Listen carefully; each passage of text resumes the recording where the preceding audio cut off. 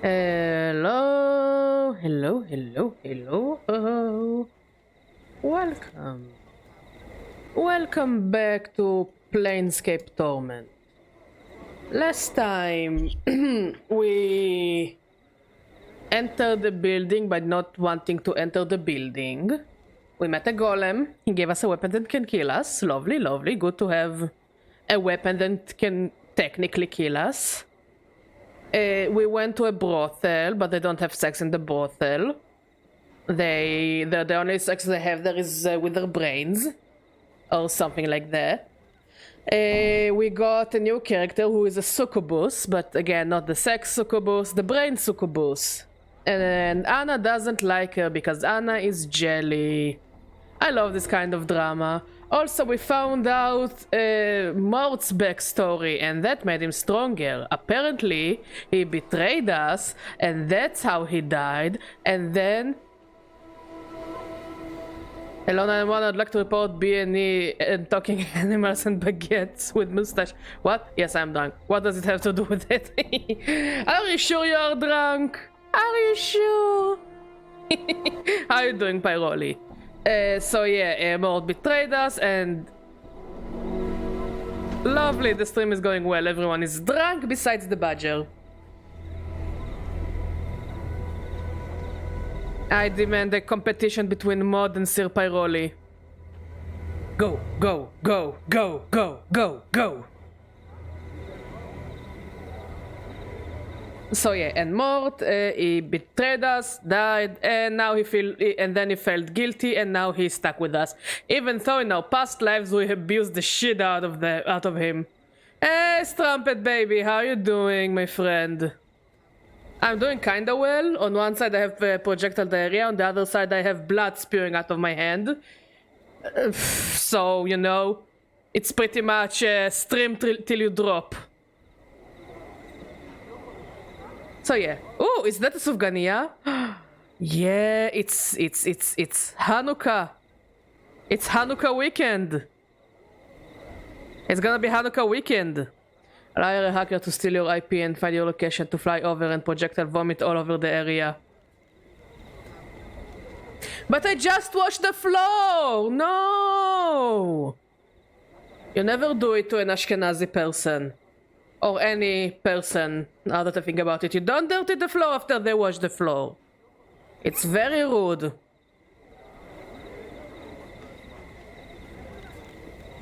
Anyways, we are looking for a fortune teller.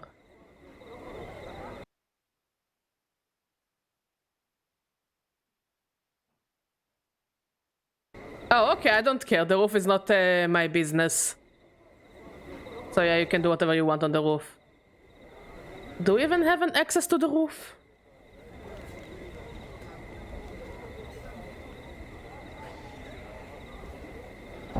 This thin, sharp-faced man rushes towards you, calling for your attention.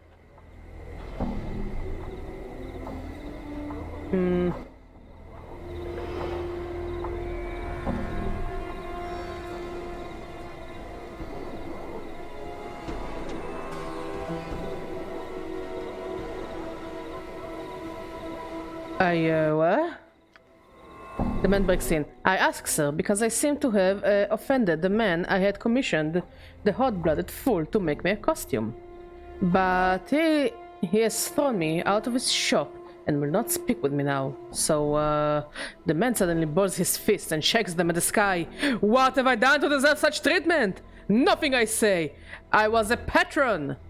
It is his duty to serve me, that churlish buffoon. Nobody really says buffoon nowadays, right? What did you want from me? He focused on you again. Oh, yeah, you! Could I beg of you to enter the place and fetch my costume for me, sir? I have a masquerade to go to and have not the time to commission another tailor. I'm about to make fried cabbage and sausage. Sounds good.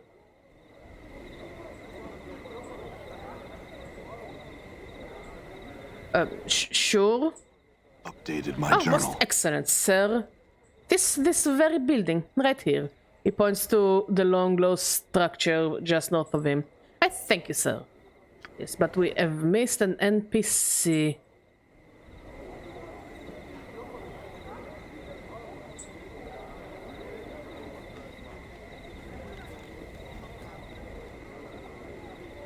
Chaos Cat, the fuck are you doing? Is she in Chaos mode? Cat is in Chaos mode. I think I need to talk to you.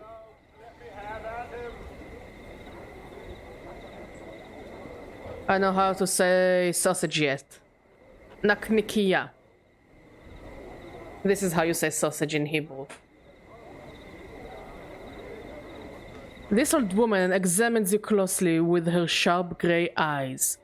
First your face, then your arms and various tattoos. Greetings, scarred one. Come to speak with Elobrande, have ye? Come to have your fortune told, mayhap? For a paltry 5 coins.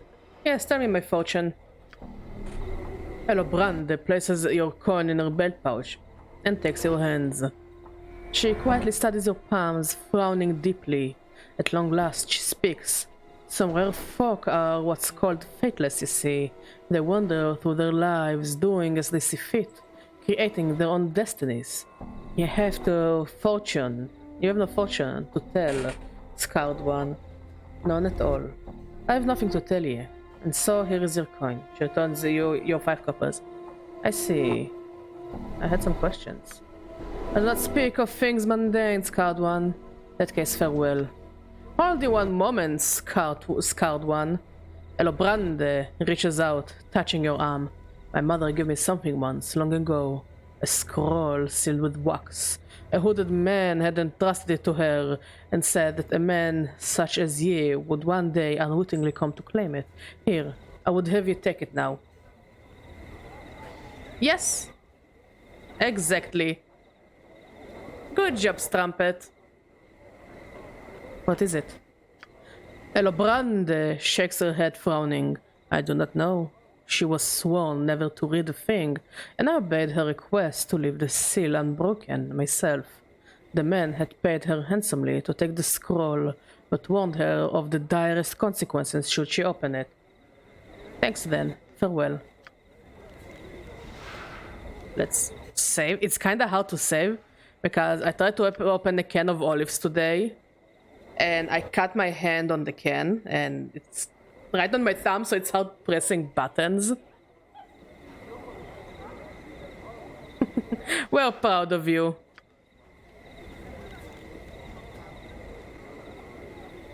Yeah, so now pressing buttons is a bit difficult because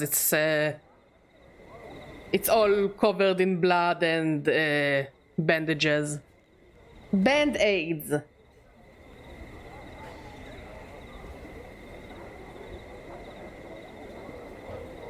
The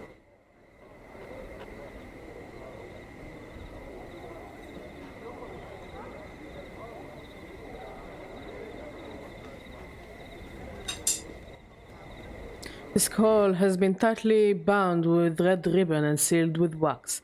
You can't put your finger on it, but you've got a bad feeling about that thing, as if opening and reading the scroll could be somehow dangerous. Let's do it.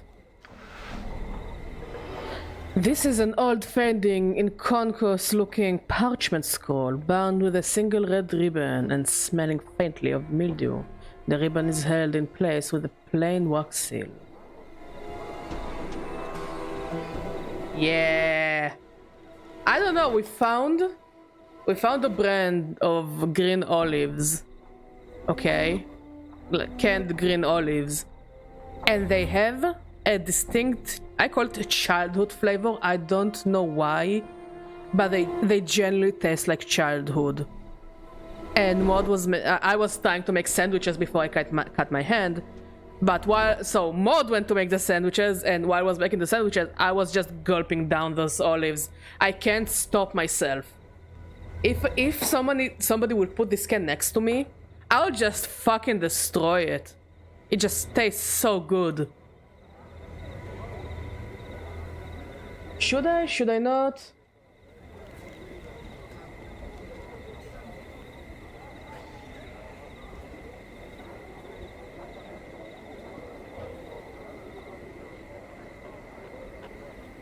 Break the screen, open the scroll. Updated my journal. The scroll contains a few lines of shaky calligraphy and a strange rune. The calligraphy reads, "This may not kill you, but it will slow you down, I'm sure. Stop chasing me, you thieving bastard. It's my body and mine. Now die." What the? The rune suddenly throbs and the entire scroll begins to dissolve into a stinking black mess. The fluid seeps directly into the flesh of your hands. In seconds, the magical hemotoxin begins to render your blood into black bile. For a moment you clutch at yourself, howling in agony. And then the pain subsides. You have survived whatever horrible magic was placed upon the scroll. Okay. We are fine.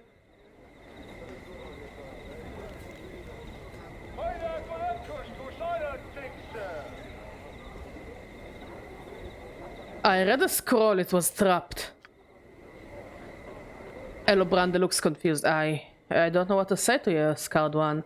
You could start by saying how exactly you came by the thing. I'm gonna back to the Nice! I might actually make a globuli tomorrow. You know, to satiate our hunger until Sufganiot season will start. As I told you, Scarred One, it was given to me by my mother. A hooded man had given it to her some 50 years past, paying her well, but bidding her to never read it, whatever the circumstances. Elobrande sighs, looking away for a moment. A user of magic, she was. Powerful in the art, but frightened of this man just the same. She had said his eyes. All she could see of him really hinted at madness, and that the flesh around them was puckered and grey, like yours, and nothing more of him. It will have to do then. Farewell. So I guess it was one of our past selves. Okay, let's go and take the thing. Oh, thank you for the heal.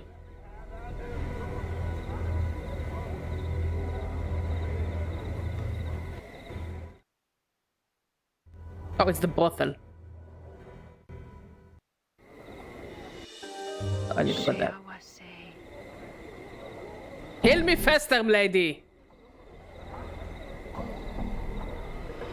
All right. So what you gonna bake?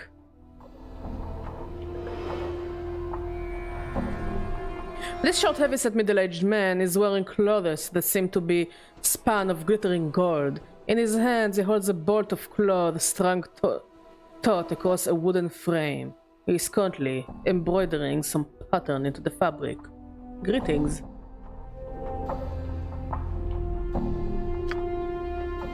The man doesn't seem to acknowledge your presence. He continues to work at his embroidery, muttering under his breath. As he sews, shimmering motes of light seem to sparkle and drop from the tip of the needle. Water.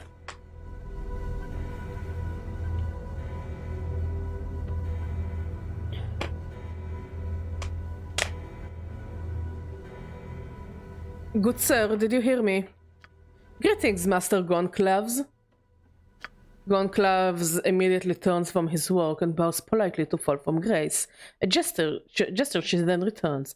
Greetings, Lady Grace. How is it that I can help you today? The order is almost complete. There is no need for haste in my request, Master Gonclave. Your skill demands time, and no doubt what comes from your hands will be pleasing. I'm not here regarding that matter, however. This man here, fall from grace bows to you, wish to speak with you for a moment. Of course, Gonclave turns to you. And so, sir, what was it you were here to ask me about? I had questions. Today I tested new electric oven and set the paper. I put chicken wings on fire. What the fuck? How did you do it? What comes from my hands is also pleasing. Yes. Yes. I am the what? So wait, am I pleasing? Mod says I'm pleasing. I'm not baking. Oven is strong. Holy shit! This oven sounds like it's on fucking steroids.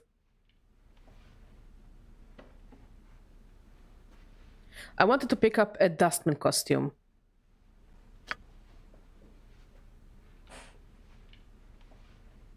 No, it's more like אני אופה פשטידת תפוח. או פשטידת תפוחים. Brand new, hooked it myself, perhaps too well. Yeah! Did you shove in like fucking coal? Or the core of Earth?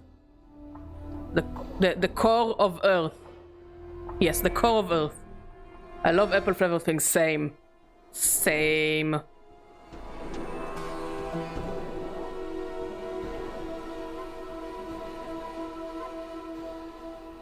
Ah, okay, now that makes sense. Yes. I'll take it. Gonclef takes a set of neatly folded drops from under a counter. Here you are, sir. I would warn you though. If this is for the upcoming masquerade of Lord Eard, many folk are already attending as dust. I'll keep that in mind. Farewell, Gonclave.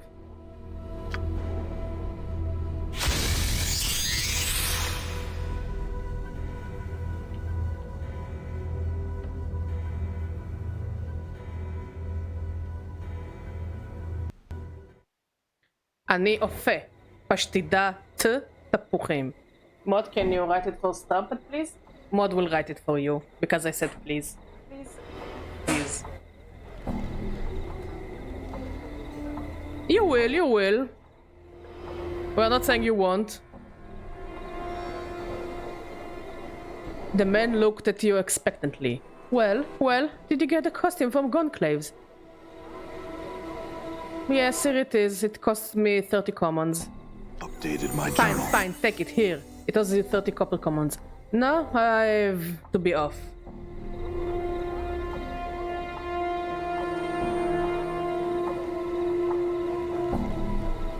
Wait, Gonclave said many people were already going to this masquerade as Dustman. Did he? Blessed! I would hate to arrive in such a common costume. I could see if he has another ready. Not a bad idea, not bad at all. Quickly, see if that portly nincompoop, I love the word nincompoop, I unironically love this word, it's so stupid, has another, would you?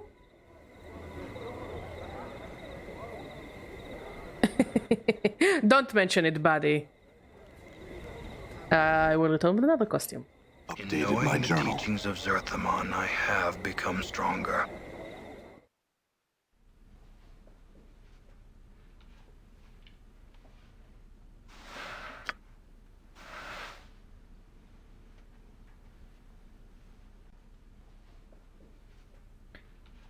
Gonclave sets down something he was working on and nods at you. You come again, sir? Good, what can I help you with? I had questions. I hope this about garments and the like. I shan't answer anything, not concerning myself or the store, you know.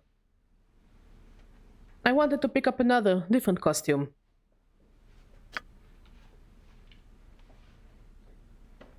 Gonclave nods and smiles knowingly. The Dustman beat seemed a bit too common after all, eh?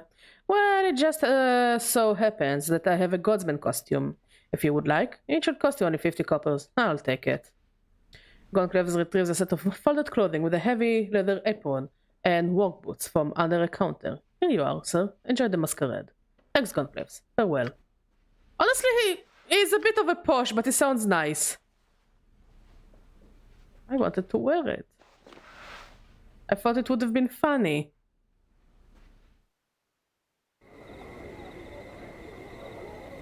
The man looks at you expectantly. Well, did you get the costume from Gonclave? Yes, here it is. It cost me 50 commons. Updated my journal. Maxi discusses the noise, snatches the costume from you, and shoves 50 coins in your hands. Now, I have to be off. Farewell. Did he give me the other costume? No. I kinda hoped he would.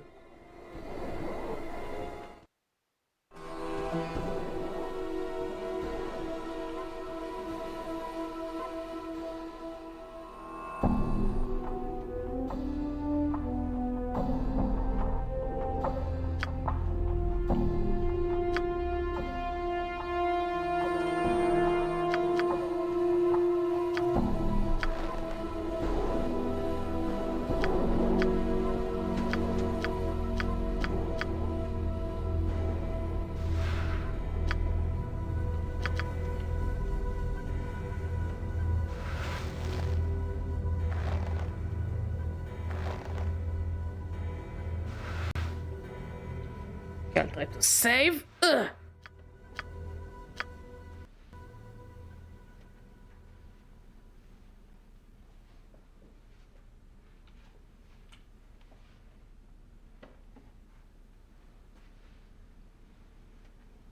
Endure. Let's see if we'll be able to steal the other costume. Live the shadows.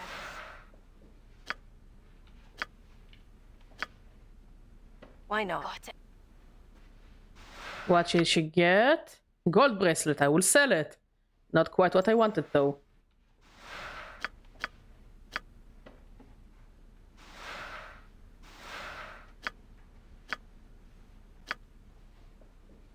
Got it. Scroll of Friends.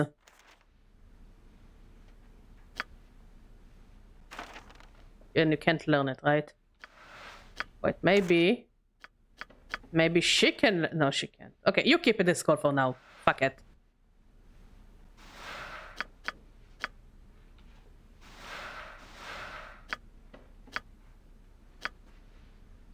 Oh, Sod's got nothing on him.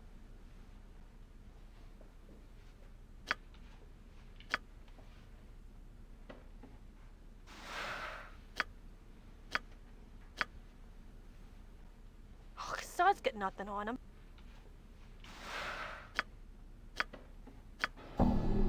Not this time. Ugh.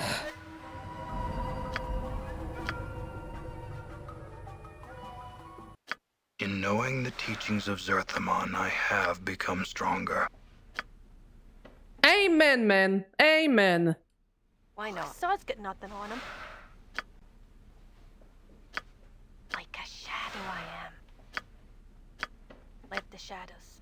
Not this time.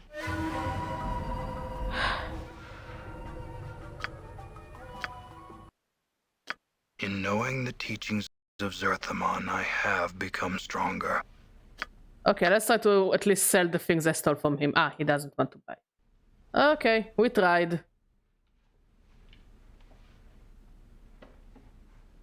Let's go back to the lower world.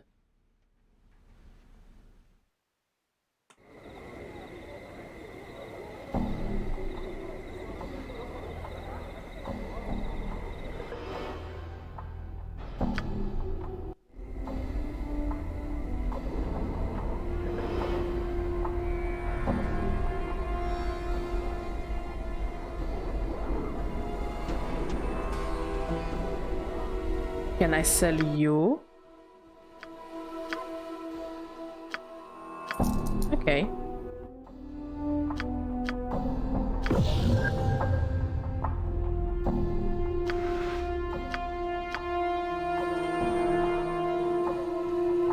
What do you mean Badger looks weird? Badger looks fine.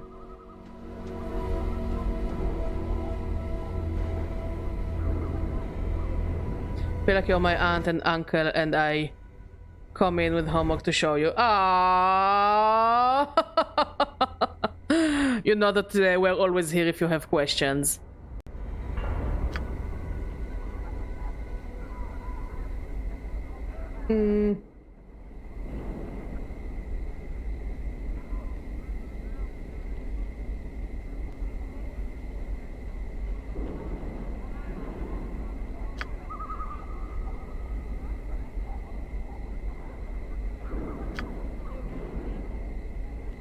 Oh, cute Strumpet with the Sufgania. Maybe we should also make an emote of Badger with the Sufgania or something.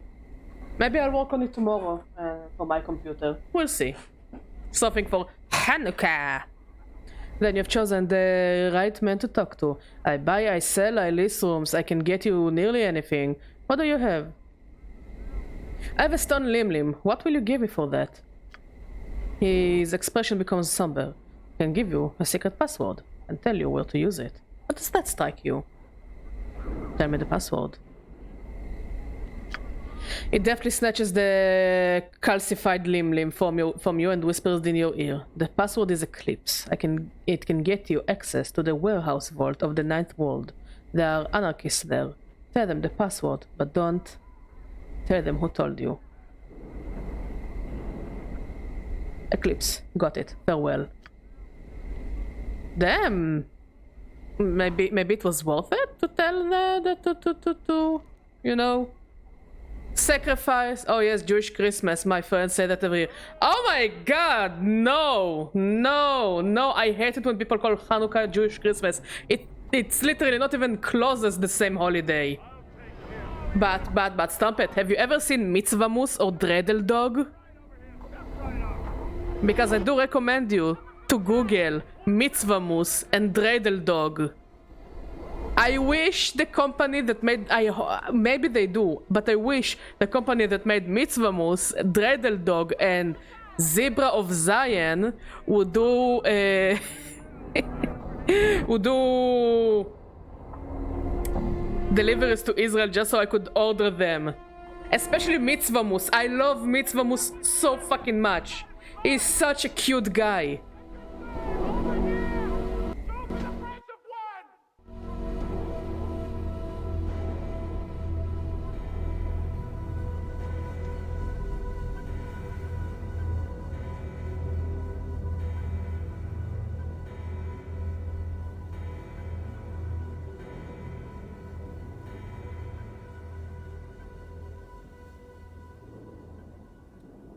You see a thin, skulking man, his long, nimble fingers quiver slightly, and he has trouble meeting your eyes when he talks to you.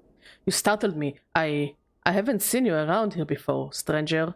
What do you do? What do you want from me? I was told by a friend that I could find the cell of anarchist here. The password is Eclipse. His bumbling manner drops suddenly, and he becomes very businesslike. He did. Did he give you the secret handshake too? Your magical cryptographical ring? Do you know the cell's secret anthem? Do you have an education in any of this? Looks you up and down for a moment and said, obviously not. Next time, how about I ask you for the password he says. What do you want? I wanted to pick up some extra items. Oh, that's cool. We can also hide here. Doesn't look like he really wants to buy my things. Let's see what he has to sell. We can buy dustman robes.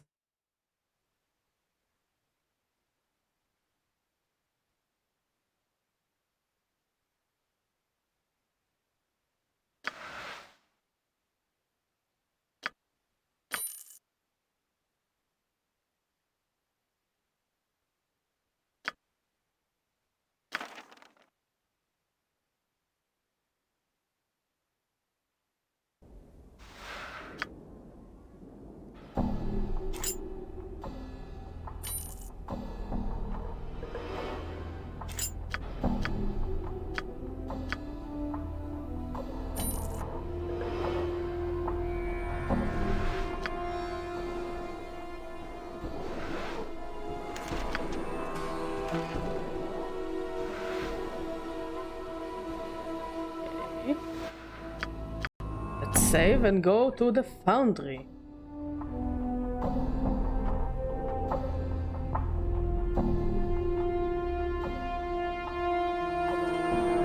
How do I go away? How do I go away?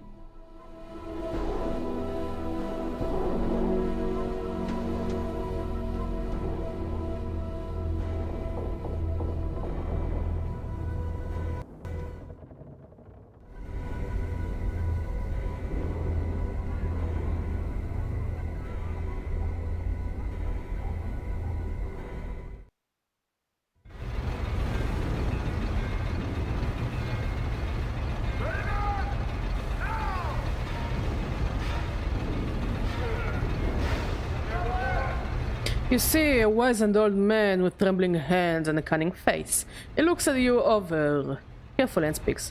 Hell, have I seen you before? You seem familiar to me somehow.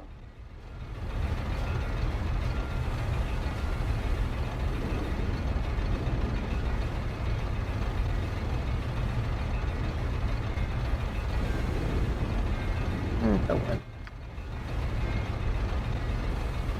Let's try to pickpocket this guy. Enduring, grow strong.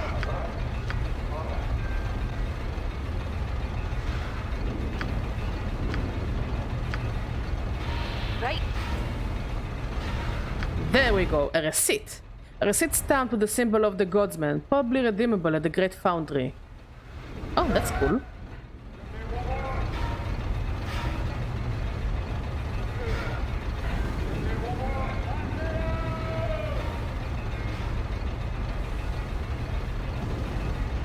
I'm here to pick up an item.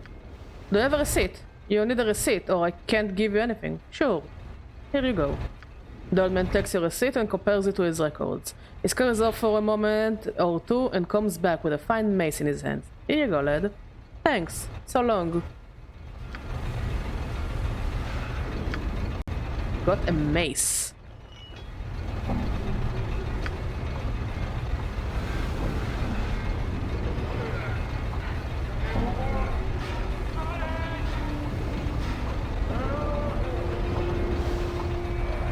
Yeah, let's go and find Keldor.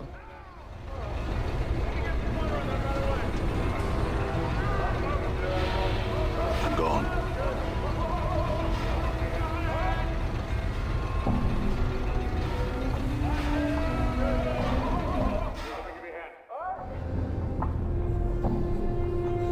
Are you Keldor?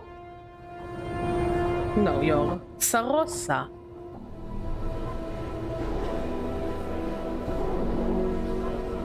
You see a sturdy man who looks like he's just bursting with vitality. His face is tanned and lined, and his black beard. It doesn't look like he has a beard, but yeah, sure, whatever.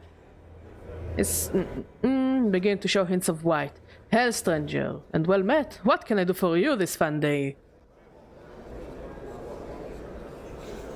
I have a message for you from Glitzpur the Oceaneer. A message, huh? He takes the note from you. Very well. You can tell him the message is delivered. Was there anything else you wanted?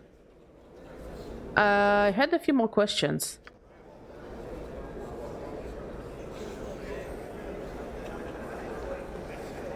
What can you tell me about your faction?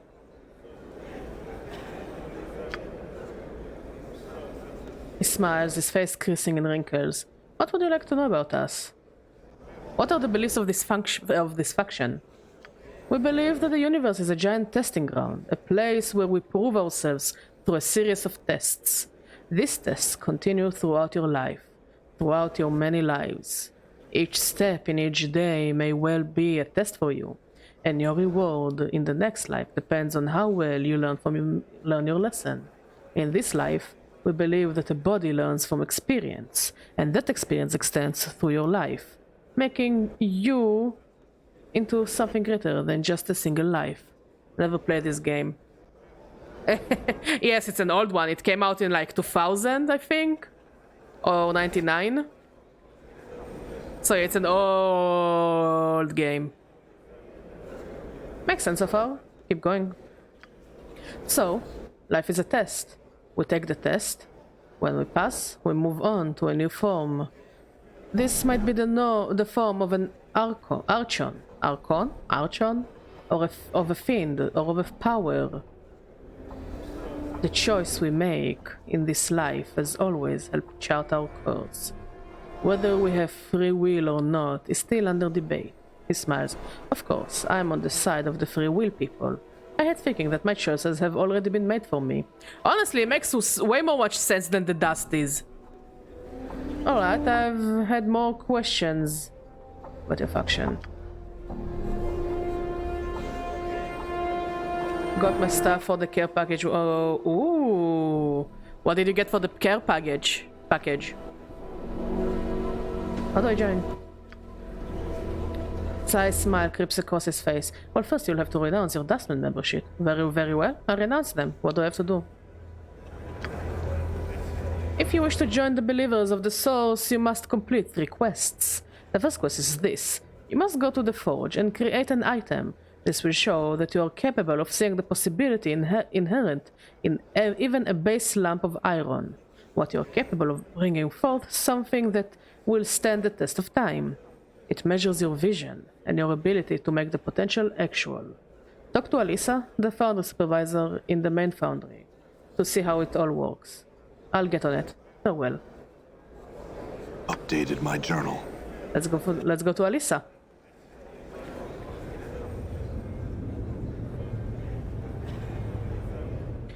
I went to the store and I was really proud of myself for driving because I've had some sort of mental hang-up about driving lately for some reason, so it was nice to have a fun excuse to get out and about. Good! I got a bunch of candy, chips, trees, chocolates, lots of condiments that don't have pretzels, all kinds of stuff, and sugary cereal. Ooh! Honestly, it all sounds really, really good.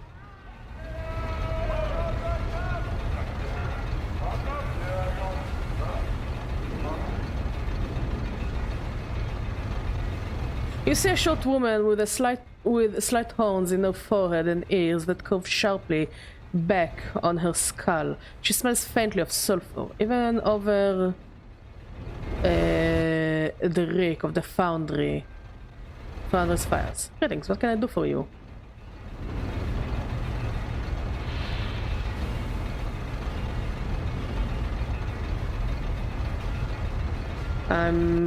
I would like a tour. Ordinarily, there is nothing I would like better. Sadly, right now we are a little busy.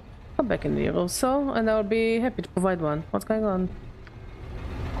You see, we have taken a huge and very, very secret contract. One that is taking up practically all our resources. We maintain a smaller operation for the day-to-day items for our other orders, but right now the foundry is devoted to fulfilling our contract. Don't bother asking about it, because I won't tell you. You love bears, but you fall in love with a medically fragile Brazilian twink. Tell us all this time. Amen.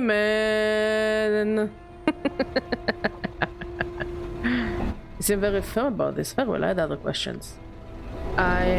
More questions? What are they? I need to use the foundry.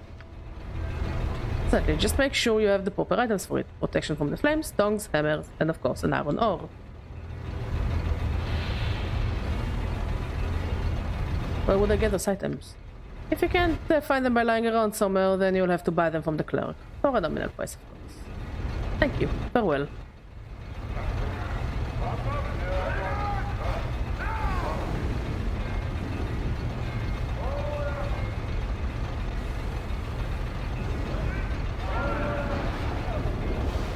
So let's make some space.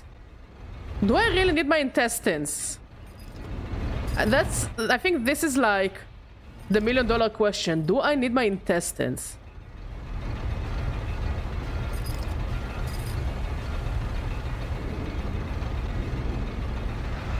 I'm just here to remember that you all are very cool and awesome people. Sam, you're also very cool and awesome people.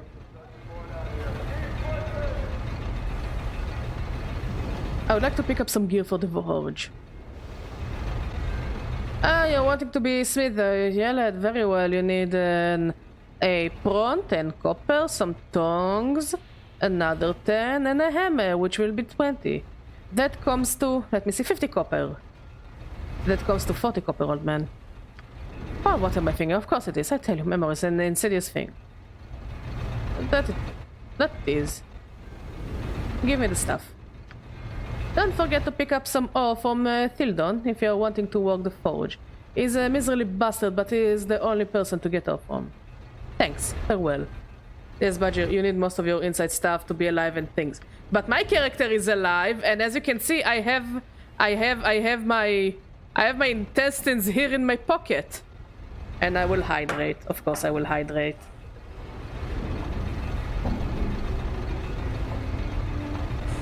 But yeah, you see, I have the intestines in my pocket.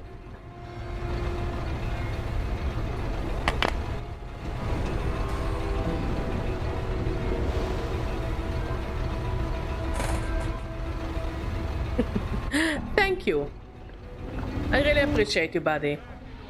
Okay, we need to find Thildon.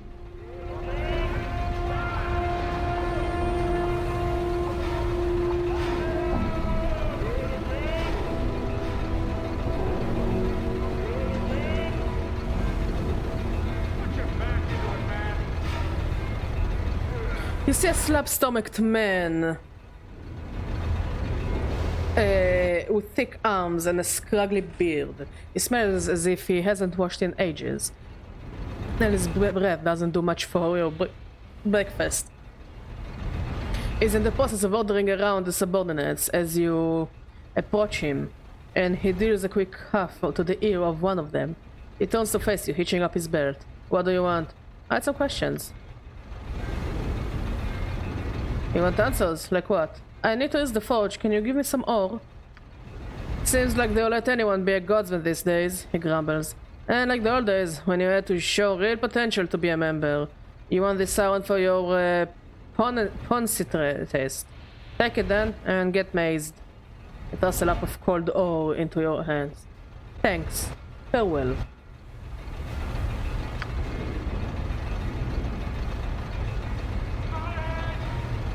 Can I just use the forge? I'm gone.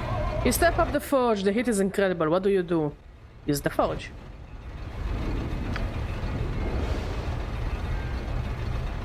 The fire is throwing off an incredible amount of heat, but thanks to your protection, you're able to withstand it without any damage. Would you like to work the forge? Yes. What would you like to do first? Ready to tongs. You hold the tongs in a firm grip as the sweat pours from you. What would you like to do now? Pick up the ore with the tongs. The ore softens rapidly, soon becoming soft enough to work. Your hands grow slick with sweat. Place the softened ore on the forge and work it into shape. What would you like to forge?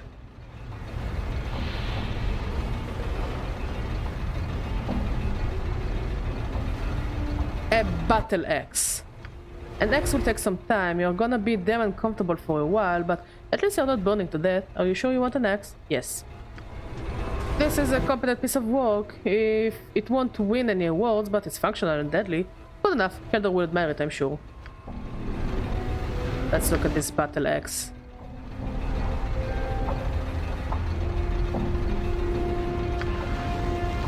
Where is it? Ah, here it is. 1 to 8 slashing. Pretty much the same.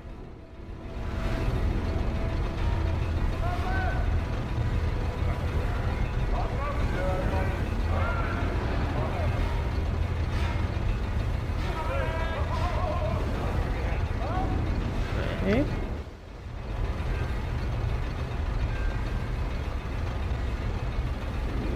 Okay, let's return to Keldor.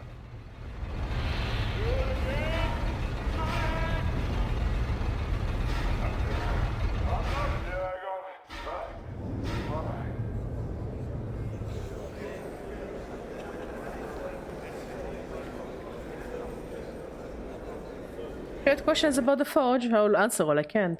Show me the item you forged. I have finished forging my creation. He takes it from you and examines carefully. This will do. With some practice, you might become a serviceable smith. Are you ready for the next test? I certainly hope so. I suppose I am. He continues grimly. A murderer has struck in the foundry, and I'm forsaking the usual test in order for you to track this killer down. So you have a killer in the foundry, and nobody's looking for him. Okay. Go speak with the supervisor, Elisa Tilde, in the main foundry, and proceed from there. When you have completed your investigation and are ready to name a culprit, come back to me.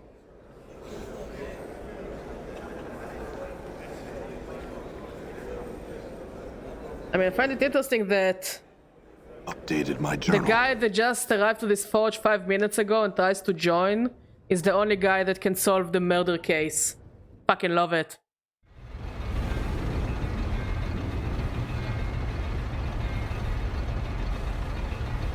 Oh! That's unfortunate.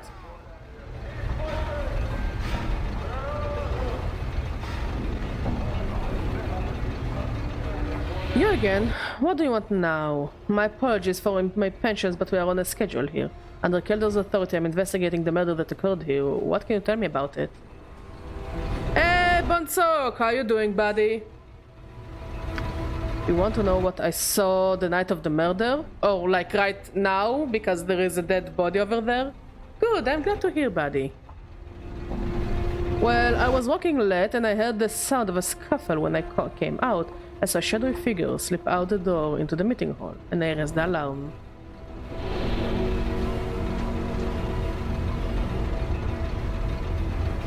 Do you have any other details?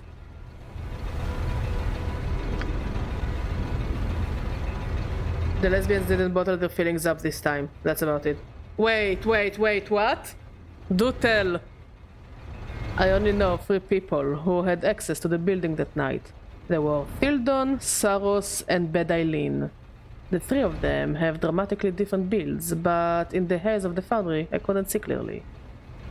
How do I know you didn't do it? Clearly you are one of the 2 lesbians!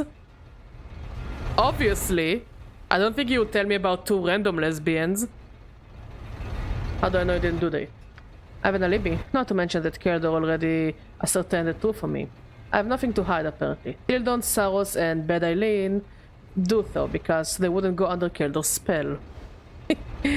Cabbages! Cabbages! Cabbages!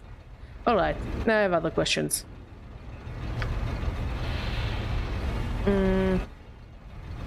Shouldn't know.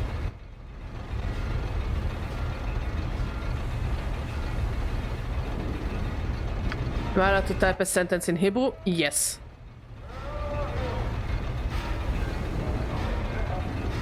Shame about that poor Smith Avildon. Really, it were. Still, he weren't one to keep himself to the grindstone. He weren't dedicated. 'Tis the way the plants turn. Mark my words. Every basher gets his due. Ah well, what can old Thildon do for you? Of course, the cabbage would never lie. But that's like what? What were you doing the night of the murder? Literally the murder that just happened. What was I doing? Why, I was sitting in my room with a nice loaf of bread and a jug of wine, staying in. Didn't go out there that night. Didn't see no need. Do you know anyone who can swear otherwise? No, never saw the need to make sure of it. One place you might ask, if you're really looking for leads, is Saros. That little thieving knight goes everywhere. What with his father being such a high up here, he always was into new experiences, boy, practically a sensei. If you ask me, probably wanted to kill someone and see if he could get away with it. Saros, I remember that. In the mean, I'll go check on that. Farewell.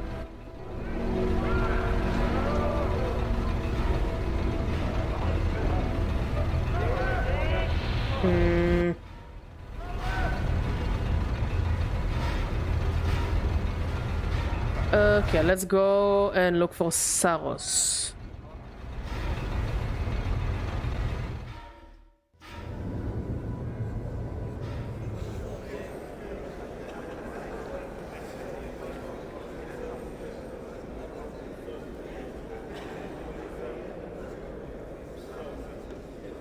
That poor Smith. I can't believe what happened to him. Do you have any idea what might have happened or have some leads?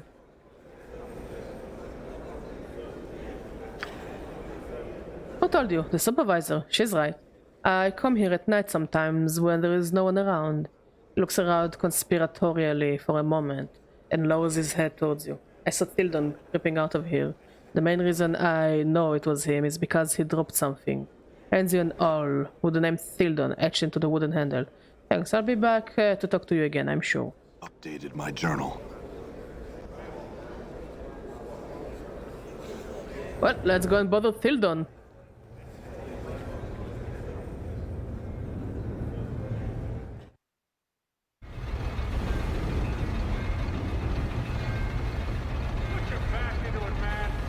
Which one of you is Thildon?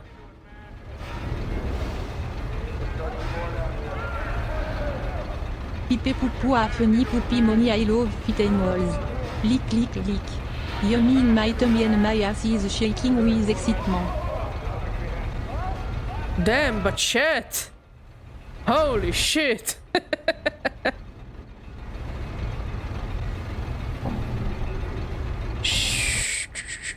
Saros, you remember Saros, don't you? Gave me an owl found near the body. Oddly, this owl has your name etched into the handle. How do you explain this? Good for you, Bachet. We're proud of you. Updated my He looks journal. momentarily flustered and then, Saros is a thief. Odds are he stole it from me. In fact, I've been missing my owl for some time now. Never mentioned to anyone, cause I figured I'd just lose it. Now, I know that Saros stole it to frame me. Better go get him before he gives you the laugh. Seeing your expression, he says, before he escapes.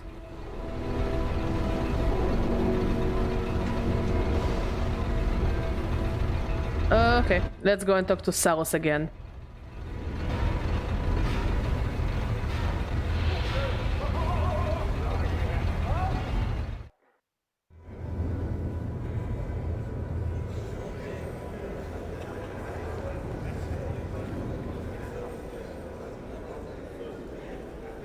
Tidon says that you planted the owl, the murder scene, and that you're trying to frame him for the murder because you two disagreed. I'm avoiding actually telling more because I'm texting the lesbian. Ooh, spicy, spicy! Crossing my fingers! Of course he would say that. Just cause he's guilty and he wants to make you look someplace else. I saw him kill that man. Sure, we disagreed, but that doesn't mean I want him dead. Just because he's a total bug doesn't mean he should be arrested. He should be arrested for killing Avildon. Tell him he needs proof. Ooh.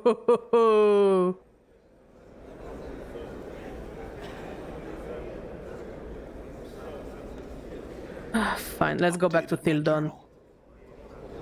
Yay! Quest! I'm doing a quest! Bosses are Christian shit. Look, I'm just trying to be friendly and helpful and supporting. What did little Lickspittle tell you now? I'm sure it were all lies. Tells me that it's not a frame, in fact. He says that he personally witnessed you killing the poor sod. I mean, this is quite a quest. He... what? I tell you that little boy's a thief and a murderer. And you don't believe me? What if I told you the lad's an anarchist too? A member of the Revolutionary League.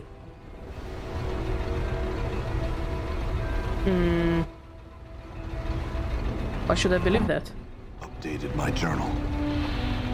A pulse look creeps into his face. Cause I say it so. Cause I'm about to say something that will make a criminal of me. But I'll say it to see justice done. He pauses.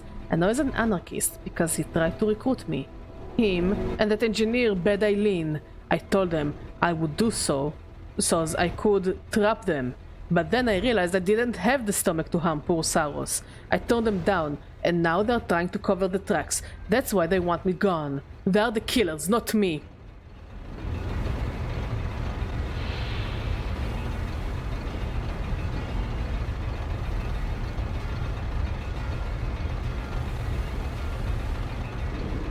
Right, I'll check that right away. Don't go anywhere till dawn. Farewell.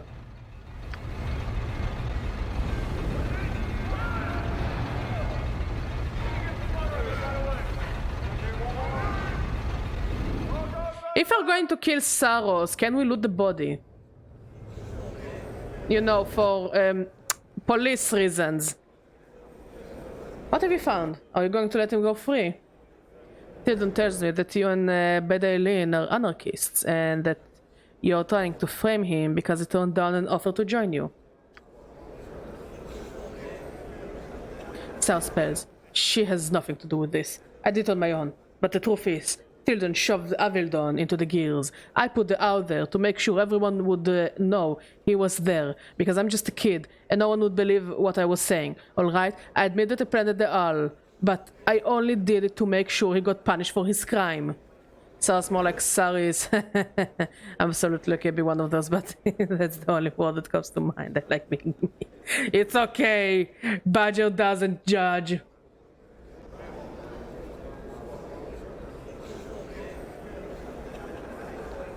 We'll see about that. Farewell. Updated my journal. Okay, let's talk to Thildon again.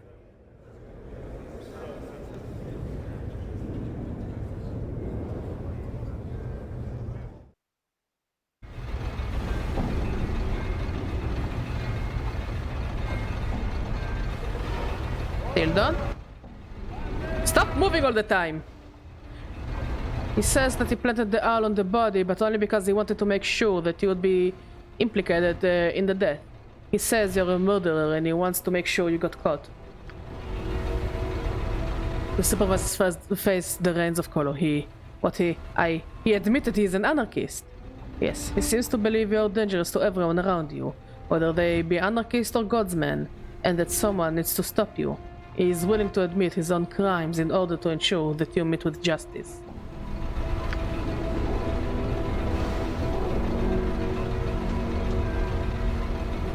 His beefy face grows red with apoplexy.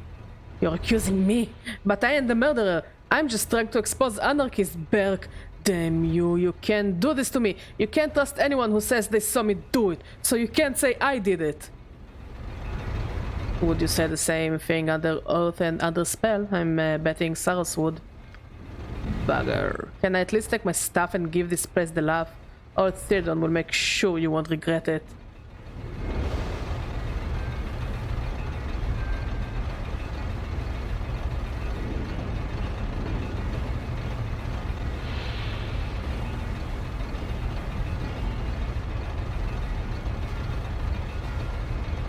It's back to my gay job. I'm gay because I'm lesbian. Of course you are. We are saluting you, my friend. Good luck with the lesbians. Or if you can build it out before I make it to Keldor. I don't make much of your chances.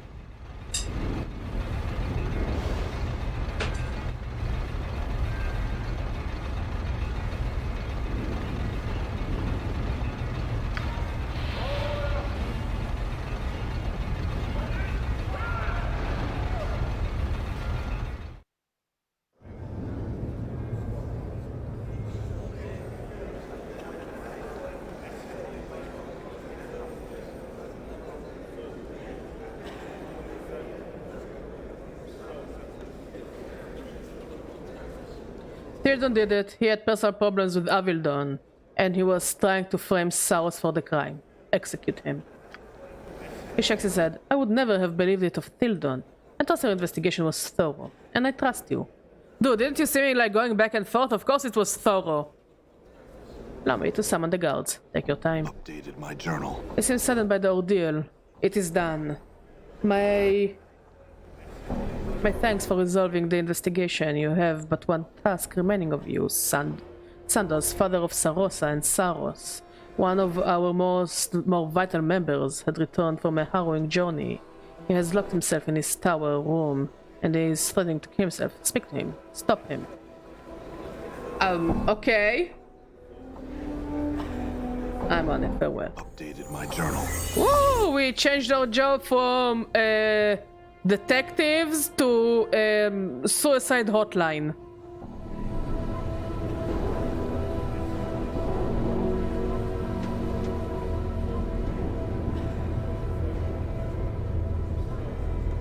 You see a young woman. As you approach her, her eyes stare directly into yours. You get the uncomfortable feeling that she is not just examining your eye color. I guess seem to penetrate far deeper than that. Oh my! Greetings, strangers. How goes your day? Are you Sarosa? I need to speak to you about your father. What of him? He has locked himself into his tower and is threatening to kill himself. What can you tell of him that will allow me to keep him from doing so? You lie. My father is traveling. He is not expected back for days at least. Even so, speak to Keldor if you don't believe me. I require assistance if your father is to live. I will. You can be sure. She pauses and stares at you, hard. You speak the truth, don't you? I see no deception in your heart on this matter. Very well. This is what I wish you to tell my father. All life is a test. One cannot expect to skip to the end directly. That is not the answer. Only the Doomguard and the Dustmen believe in utter decay. And you have always held them in contempt. Remember this.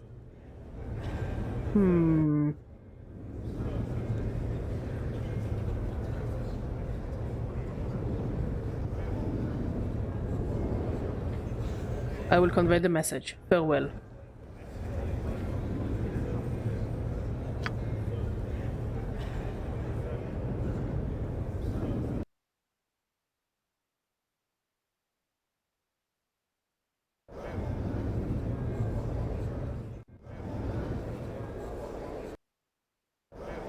I'm gone. This is not the right room. Done.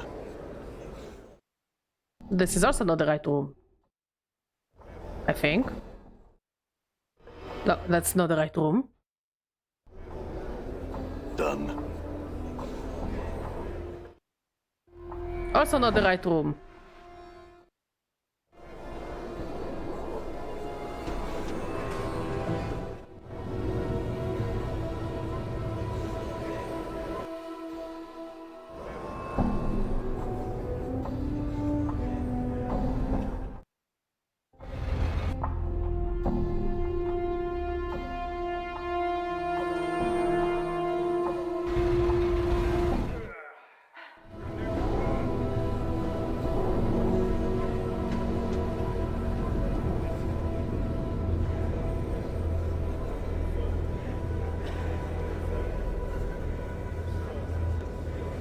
Where the fuck do they live? Is this? I'm gone. Yeah. I'm gone.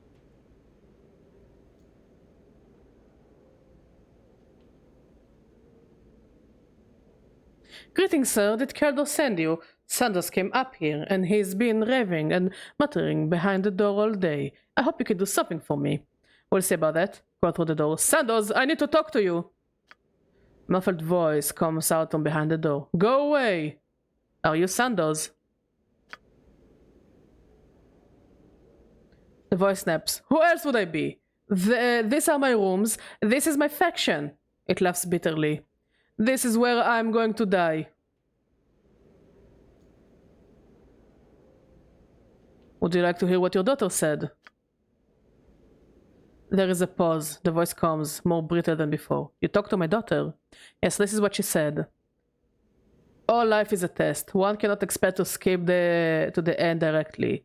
That is not the answer. Only the Doomguard and the Dustmen believe in utter decay. And you've always held them in contempt. Remember this. That's Hollowly. She said all that, did she? Give me a minute. Take all the time you need. When it speaks again, the voice sounds a little more balanced. Go down and tell Keldor you have talked some sense into me. I'll want to see him eventually, but you have done your job. Go on now. Can I steal your stuff? No. A badger can hop.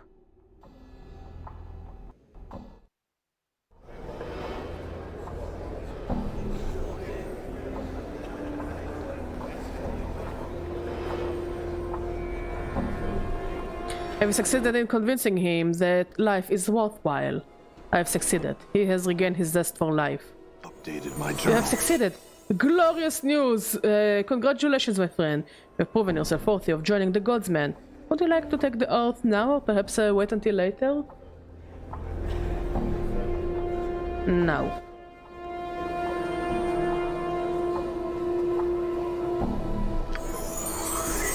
The oath. Life's tribulations are tests.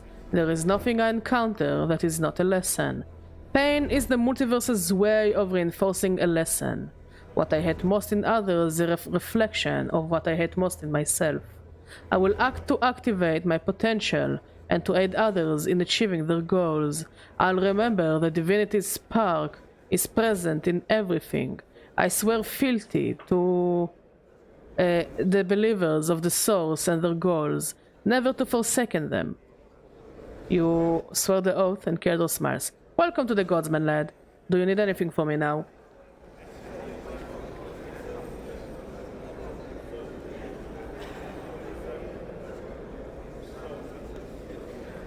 Not right now. Farewell. Updated my journal. Okay, it means we can enter the armory. Yes, kitty. Yes, baby. Wait. What does my faction look like now? Oh, it's a sword. Okay, I love it. Done.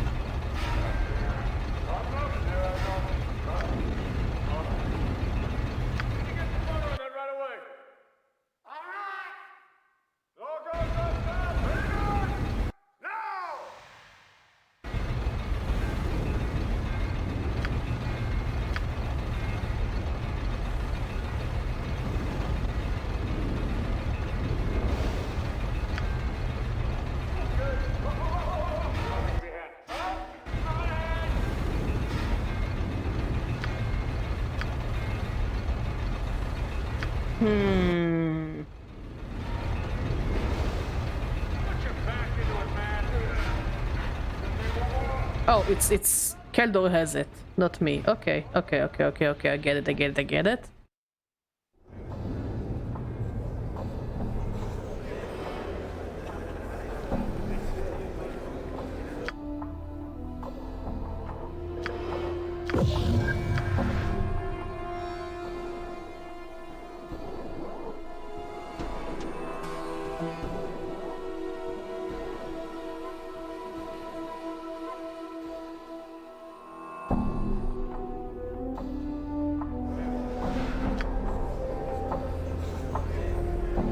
Three to 12 crushing.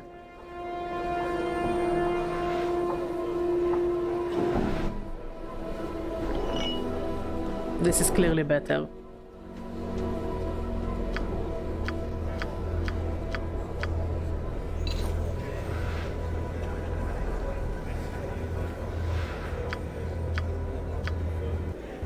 Also, did my faction change?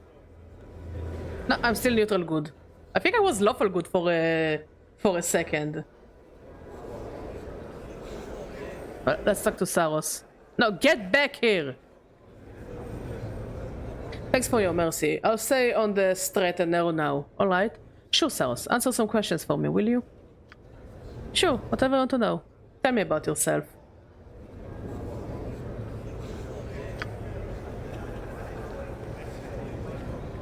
Let's see, I grew up in the foundry with my sister Sarosa. My father Sandoz is a factor here, so I spent more time away trying to gain converts and increase the influence of the faction. My sister Sarosa is kind of a witch, but she knows stuff. She knows how to change people to make them more like what they are. What do I mean? She can just look at someone and see what needs adding and what needs taking away. I don't know how she does it. My father always says it was something about her ascending to another level. He said she was a born godsman. Thanks. Oh well, let's talk to Sarosa.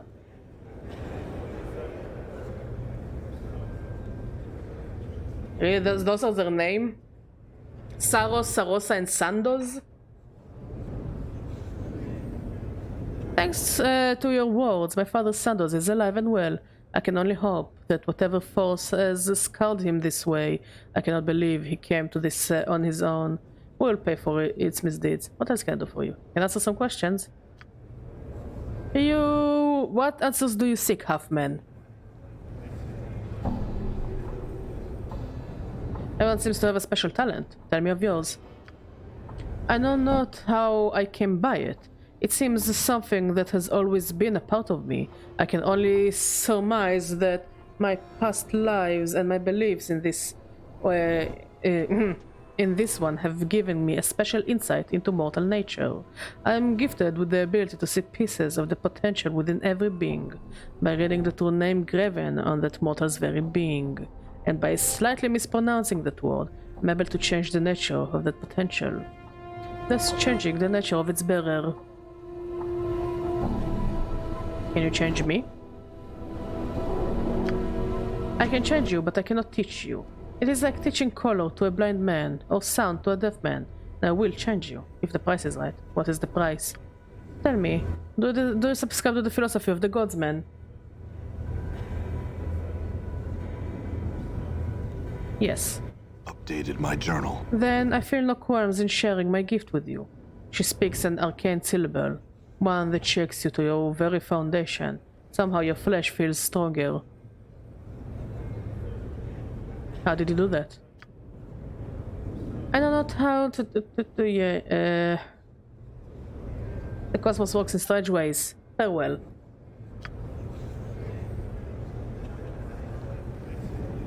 Yeah, we got +1 wisdom, so that's cool. Since our character seems to be... No, oh, okay, he's quite wise. He's wise, but he's not intelligent. He knows something about tomatoes, I guess.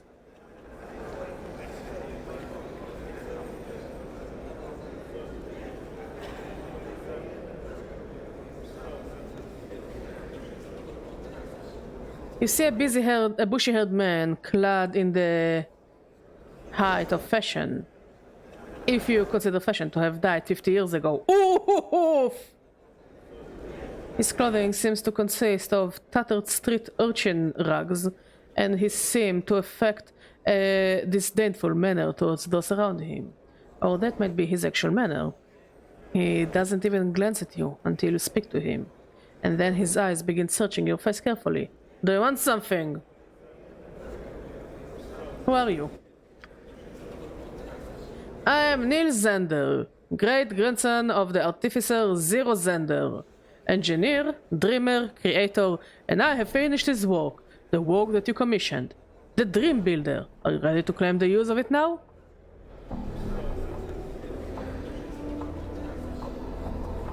The Dream Builder, what is this? It is both a machine and a ritual. It is a state of mind and a construct of steam and blood. It grants dreams to those who enter its confines. It was built for you, but it's waiting for you. Ready to finish it off? It has been waiting for you for decades. Decades! Yes?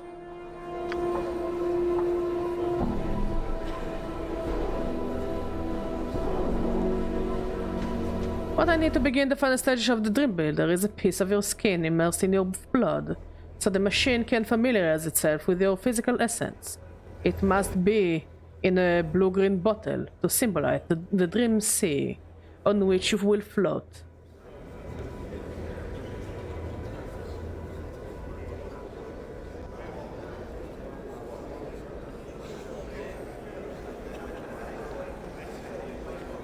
Flesh blood bottle. Right, I'll be back.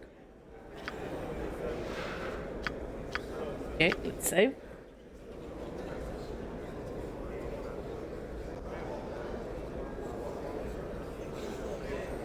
Okay, let's go back to the lower world.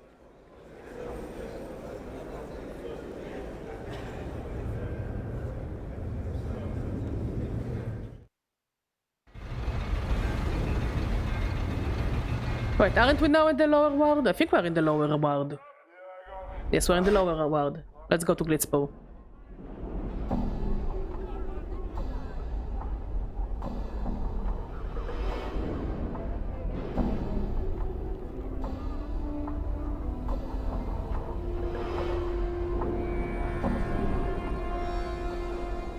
The message is delivered. That was incredibly speedy, wasn't it? My thanks, friend. One more task for you for the priceless sum of 200 coins.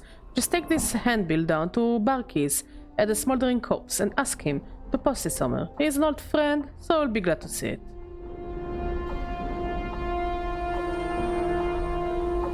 Thanks, I guess. Farewell.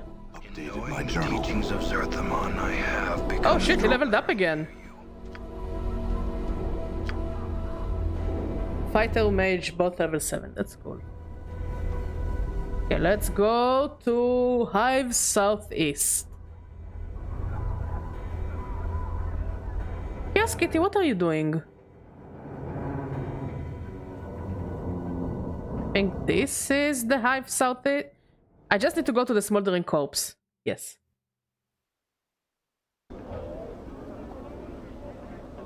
Looks like people don't really want to attack us now. Are we that intimidating?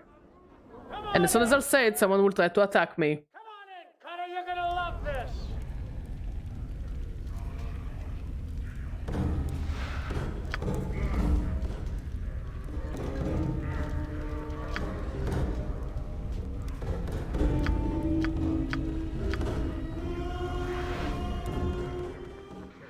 Okay, I guess we won't be recruiting Ignis because I got rid of the items that I need to recruit Ignis. So I guess we will manage. Because I think I've completely fucked up the whole questline of Ignis.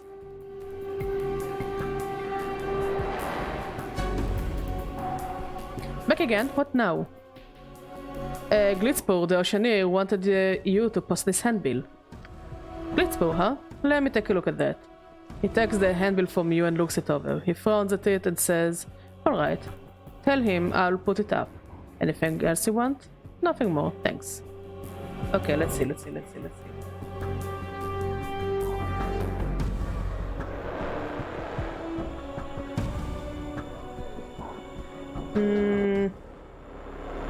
Let's see, maybe I'll be able to remember where the fuck I threw it.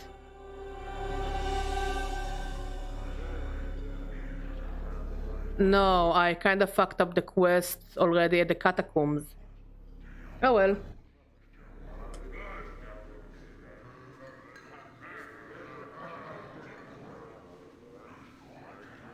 Well, no Ignus for us.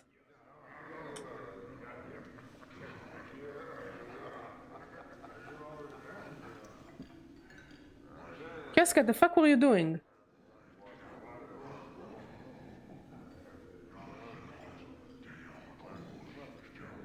Okay.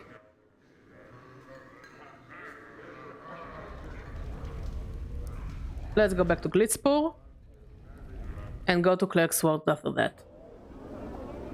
Yeah, Badger did a little fucky wacky. Oh well.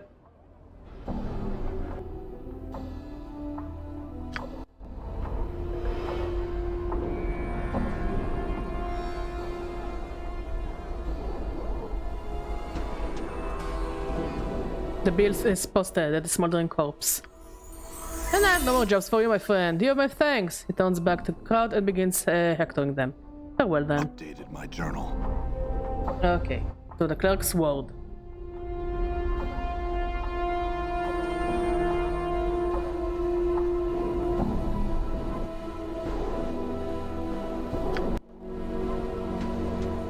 We are looking for the Civic Festival. I guess this is the Civic Festival? Yeah.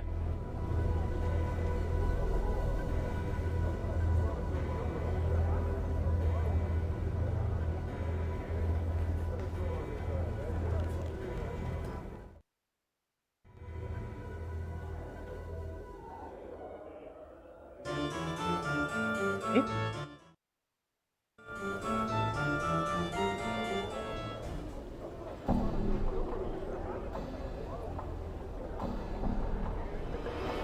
This slender young man approaches you wearing somewhat worried expression. 1,000 pardon, sir, but I am looking for a certain man, and I think you might be able to help me. Oh, how so? I'm a messenger, sir, who seeks a man who, it said, cannot die. A scarred man for whom death is nothing but the most trivial of annoyances. You much admittedly vague description I was given, sir, and I had wondered if you were the he. Yes, that's me. He nods and bows deeply to you. Message for you then, sir. Mr. Jeremy of the house, sir, my lady of high standing, sent me. Mr. Jeremy would meet you in the Civic Fest Hall, where she would make a proposal of which I know nothing of. To you, should you could choose to seek her out, she wears green silk trimmed with gold, and has hair the color of blue steel. That is the extent of my message, sir. Farewell. Farewell. Updated my journal.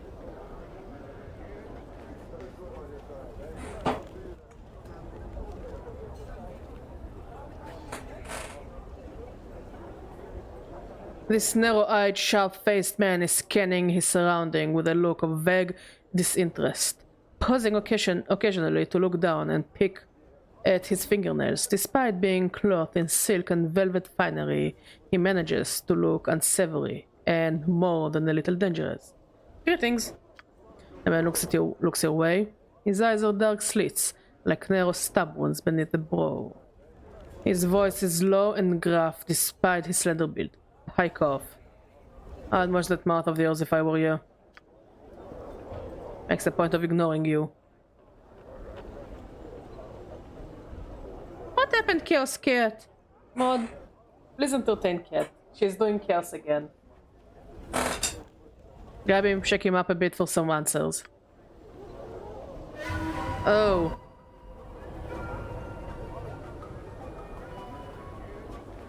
No, no, no, wait, no.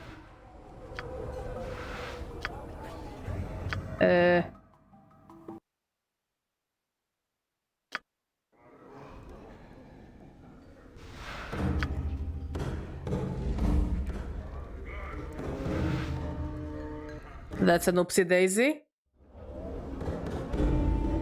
I actually want to try to maybe find where I threw the water.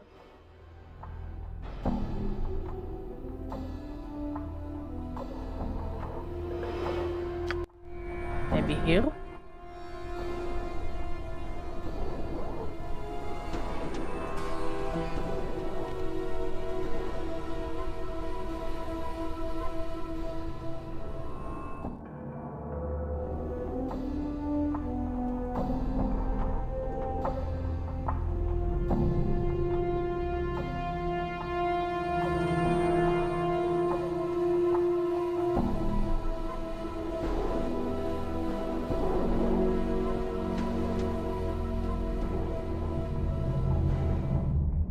What happened, baby? You're loved, sweetie.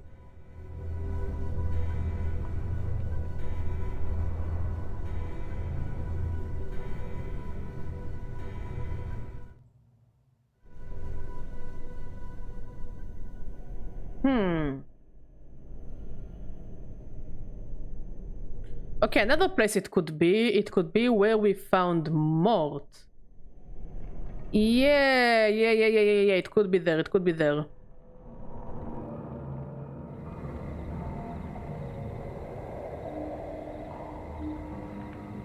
Oh, we need junk.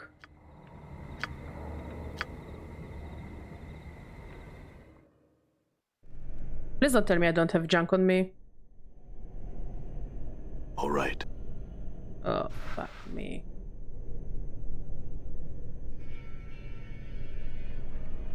Badger does all the oopsie daisy. Wait, let's save. Let's load. And I'm pretty sure it's in the lower world.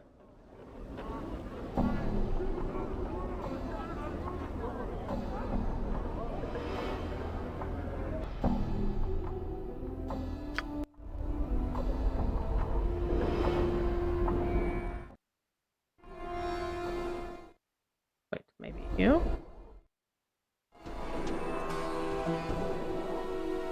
And I don't think it is. Badger thinking.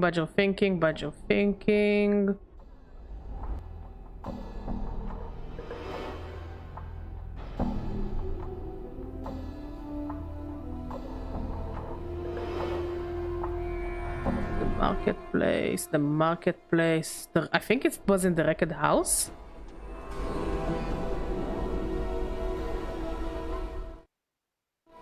Yeah, maybe here.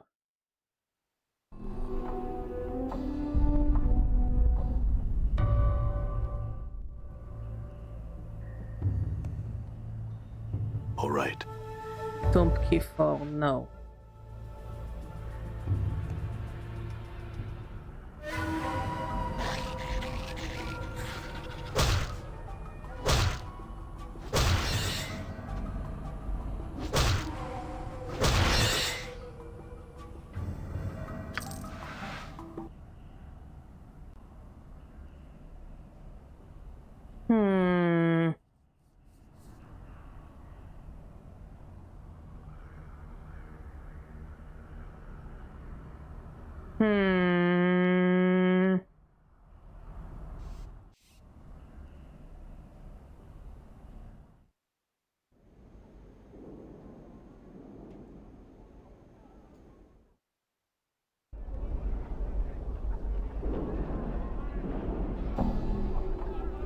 Okay, my other guess is maybe they sell the item there in the world.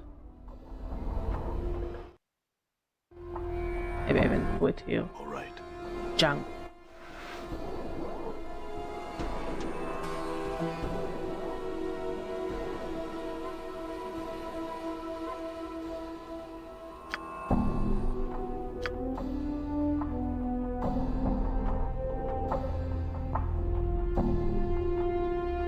Yeah, I'm pretty sure I fucked up the quest. Oh well.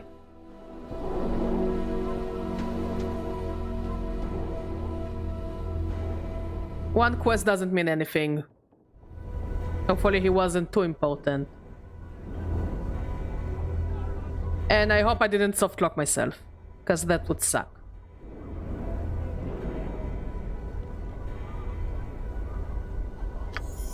Updated my journal. Okay, let's continue like nothing happened. Right, my last guess is maybe there. No.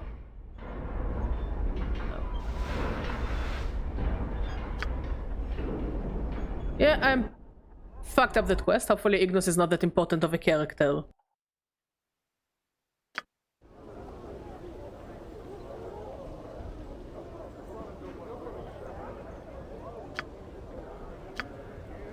Updated my journal. Next, we will save to not start a fight with this asshole.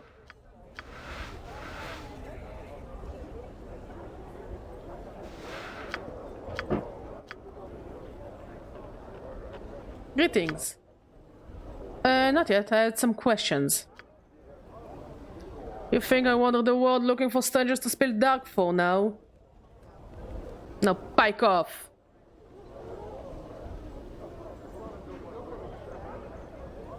Why are you here then? To be surly with passerby? He stands quietly for a moment, then breaks a crooked smile. That's good then. He considers you for a moment. I am a tutor of the Civic Festival. Name is Havelock. Eli Havelock. As a veteran scout, I teach the arts of subterfuge.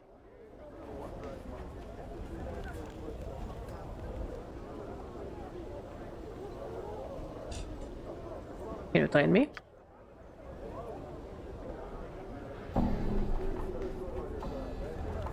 Eli frowned sourly.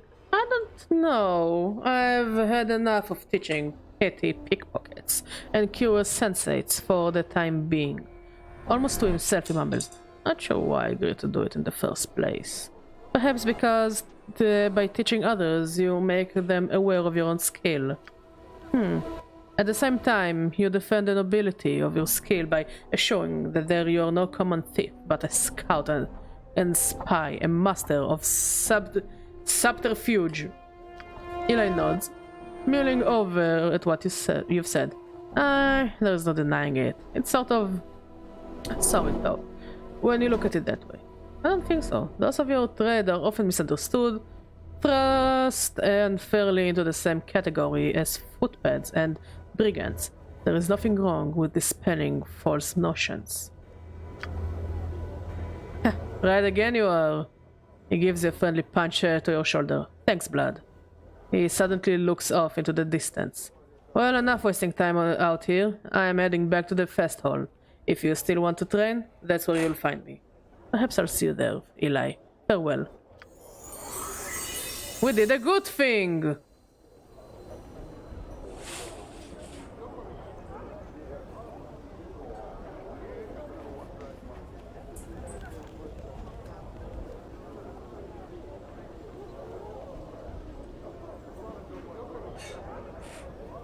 This tall thin man dressed in heavy crimson robes has sharp pinched features. He bows regally as you approach him. I am Salabesh, oft called Salabesh the Onyx, future mage tutor for the Civic Fest Hall. You have business with me, I take it? No, just some questions. About what? Not the world and the like, I hope. Plenty of more common folk could answer such questions. And now just a spoon direct you to one of them. Why are you called the Onyx?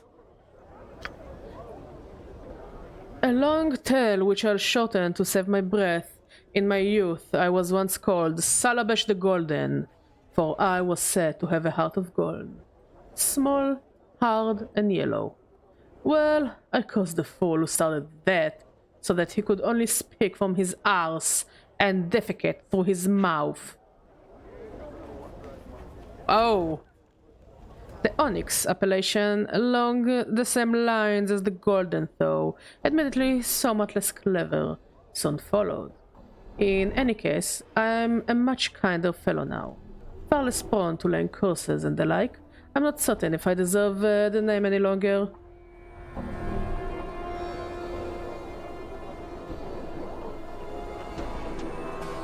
Because I'm so that what? Oh yes, you're that right. Salabesh sighs happily and chuckles to himself. That sort of thing is why I'm known as the master of curses, you know. I had another question. Salabesh smirks. I'm not surprised. Do you know of a cursed man named Drickwind? Updated my journal. Rick? Salvage eyebrows suddenly dart up. Oh yes! Jumble murder sense cursed that man. If I recall correctly. Why? Seeking to get his cousin done. Good luck. Only Jumble can do that, you know. The guy's name is Murder Sense. Lovely.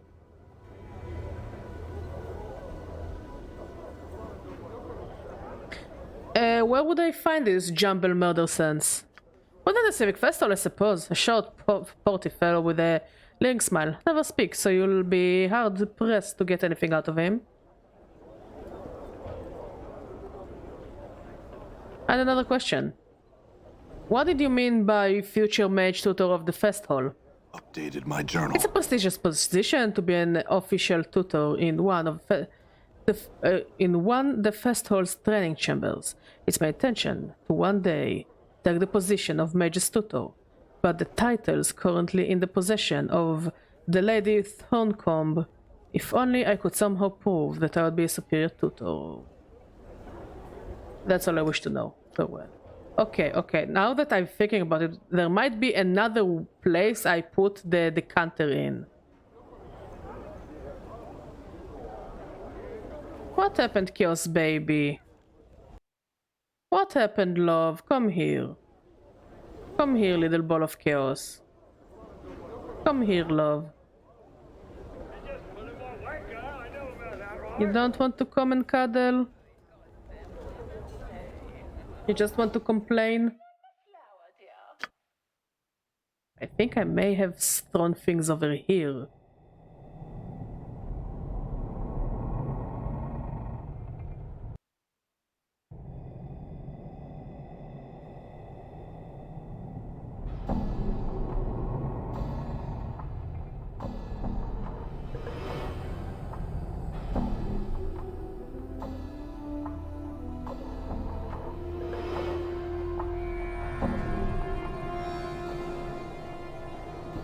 I guess the place changed completely, so I can go back there. Okay, so no, I kinda fucked up. I kinda did the fucky wacky. Oh well, that's what RPGs are all about, no? The fucky wackies are part of the fun.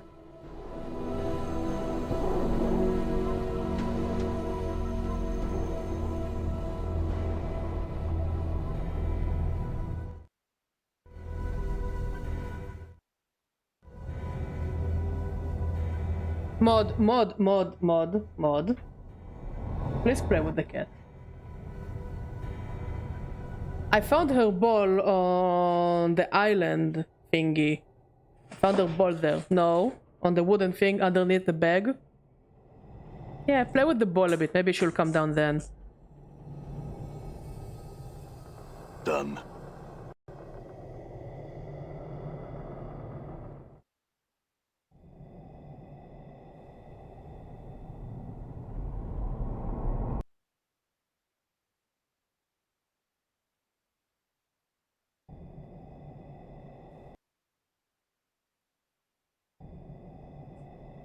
Okay, yeah, I fucked up the quest.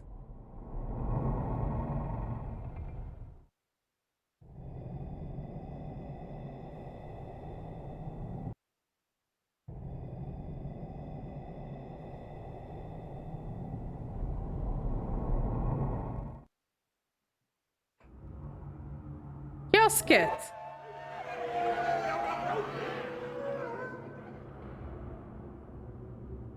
I think she lost the ball.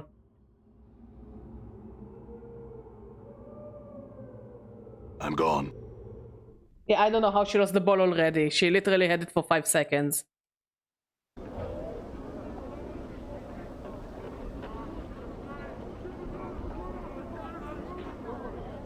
Okay, another place I think we could look at is here.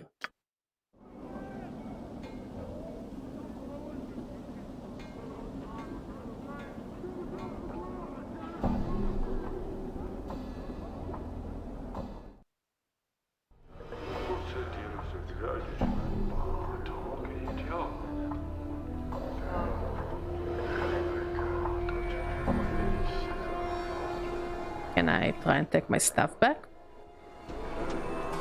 All right. Nope. Oh well, I tried to look everywhere I think it could have been, and I'm too lazy to go through the VODs to try to find out where I threw everything. Also, maybe the game just deleted those things.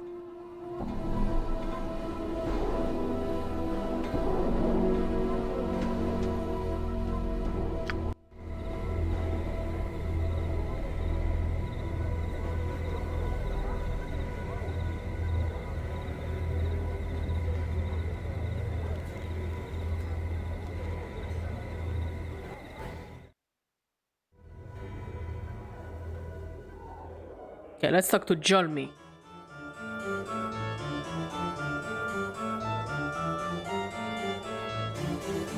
How much charisma do I have? Okay, I have enough charisma. Good. The stern-looking older woman seems to be looking for someone. Her eyes fixed upon your face as you approach her. You there? Might I have a word with you? Yes, you're Jolmy, correct? I spoke to your messenger. Updated my journal. I am pleased to meet you then. She gives a slight bow. I would make you a somewhat unusual proposal. Though you must admit, you're an unusual man. I'll give you 1,000 copper commons for your permission to kill you. Are you open to discussion on the matter?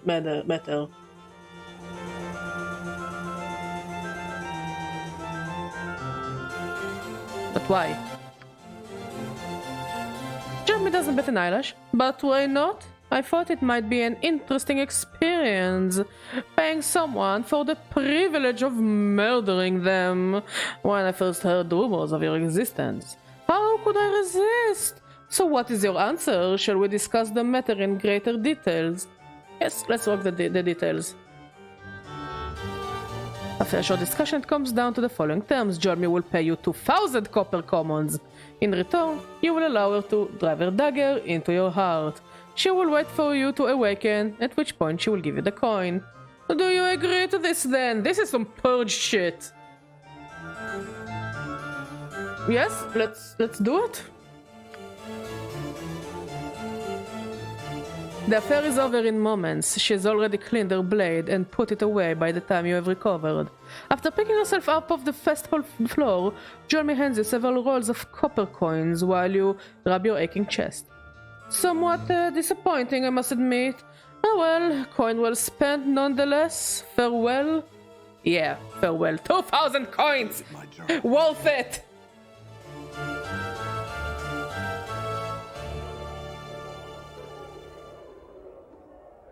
It's clear that there's something very wrong with this man. The way he lurches about, bumping into things, staring off blankly into spaces. As you approach him, you at last realize his plight. He's headless. The thing on his shoulders is merely a skillfully carved wooden prosthesis. A false head. Greetings.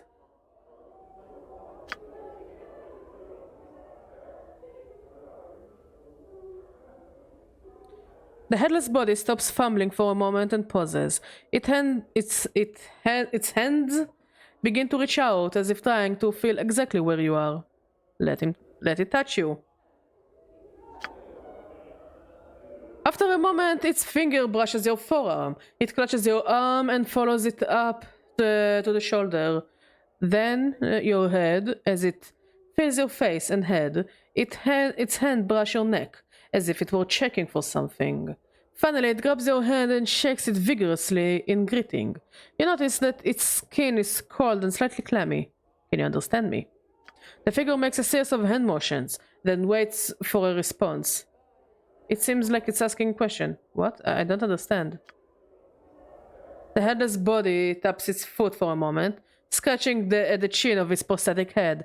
Suddenly, it raises a finger as if struck by an idea. It points at you, then at the eyes of its wooden head, then at you again. It then indicates its wooden head with both hands, shrugs, and points at you. No, I haven't seen your head anywhere. The headless body shrugs, slumps a bit, and turns to amble off. No! Poor fella! But wait, how are you alive without a head? Is it gonna run into a wall? Bonk. No, it feels so bad. Bonk. Bonk. Bonk. Is it just a Roomba at this point? Bonk. Like, attach a broom to his belt. Bonk. And it's gonna save you a lot of headache later when it comes to cleaning. Because the Bat King is annoying and he's already working like a Roomba. So, you know, why not kill two birds with one stone? Bonk. I mean, it isn't willing to actually just stand and bonk. Not walk into stuff. Bonk. Like, I really feel bad for him. Bonk. But I'm just saying, you know, bonk. He could make some money, bonk, by being a good Roomba. And maybe buy himself a real head and not a bonk prosthetic head. Because clearly the prosthetic head doesn't help him. You know, but that's just my opinion, you know. It may be not the bonk correct opinion. It may not be the nicest opinion. It may be bonk not the rightest opinion, but it's my opinion. Bonk. Bonk. Bonk. But yeah, I overall feel really bad for him. Bonk. Okay. Next.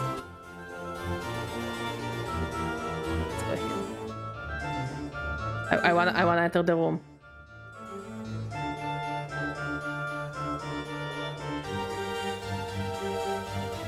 This is a life-sized granite statue of a gentleman standing with his arms at his sides, eyes closed. It is of excellent craftsmanship, exquisitely detailed and incredibly lifelike. So much so, in fact, that you find yourself wondering if it's really a statue at all. Greetings. The statue makes no response. Chief? You have seen statues before, right? Know that they don't talk or anything. Perhaps not. I'll just touch him. You touch the statue and find that while the cloth that adorns it are of grey cloth rather than rock, the skin is just as cool and hard as granite.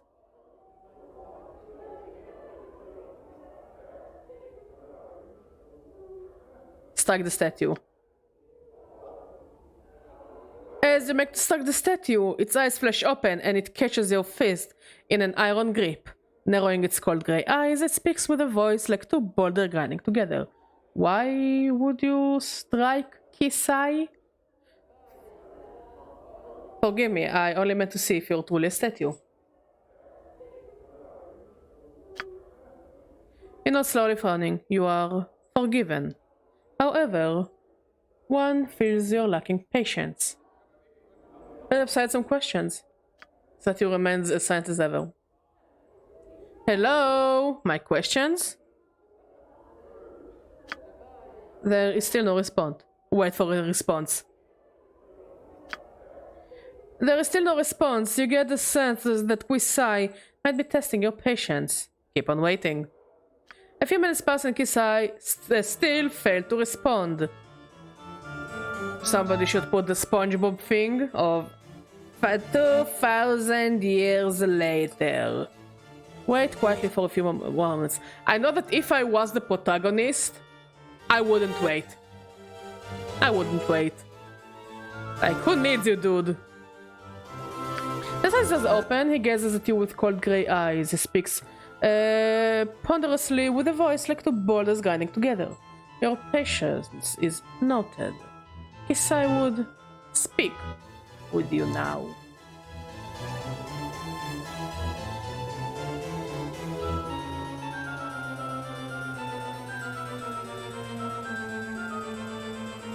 I have some questions about you.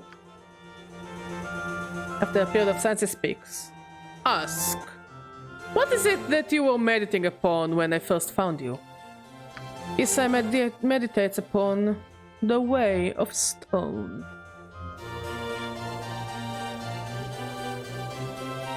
The way of stone?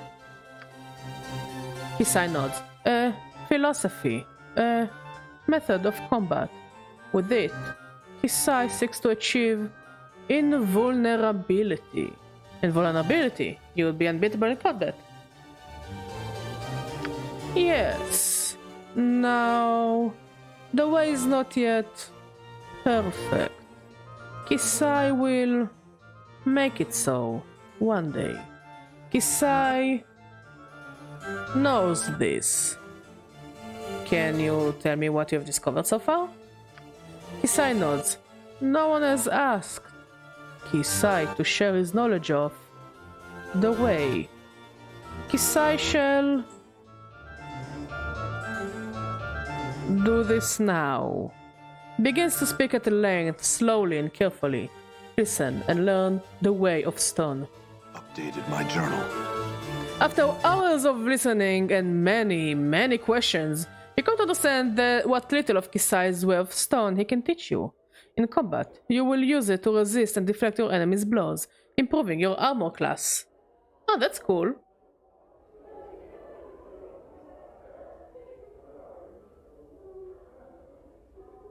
Thanks, Kisai. I had some other questions.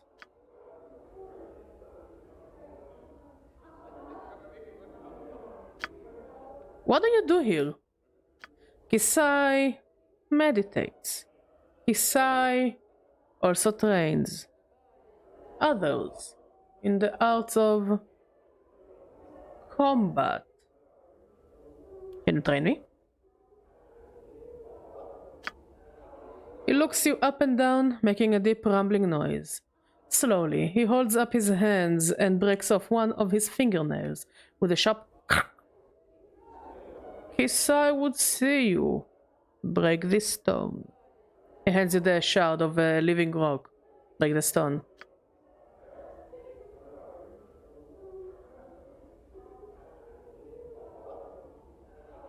With some effort, you snap the shard of rock into two. He takes the stones from you and places them in his mouth. Okay. Chewing them to dust with a harsh cracking sound. You know, dude, I don't think it's good to chew on your nails. Even literally, I don't think you're supposed to eat your nails. Isn't it what the nasty paddy was all about in SpongeBob? Kisai finds you physically suitable. Sir, I am married.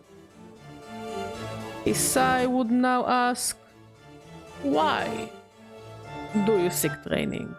To defend myself.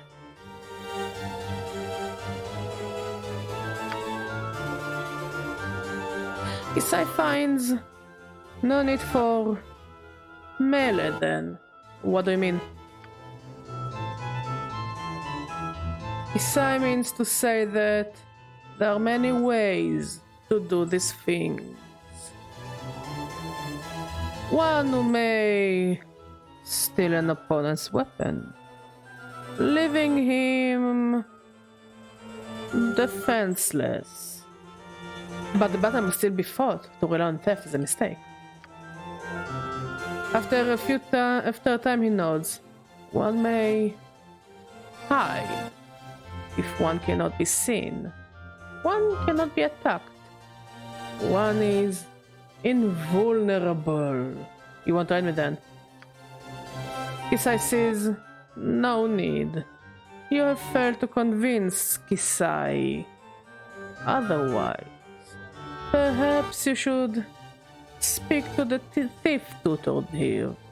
If you do not wish to train beneath him, he might provide a counterpoint to my argument. In that case, farewell. Updated my journal. Okay, we're looking for a guy called Montague.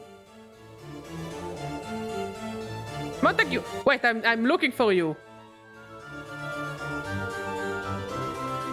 This handsome young man seems lost in thought, his brow furrowed and a slight frown upon his lips. Greetings.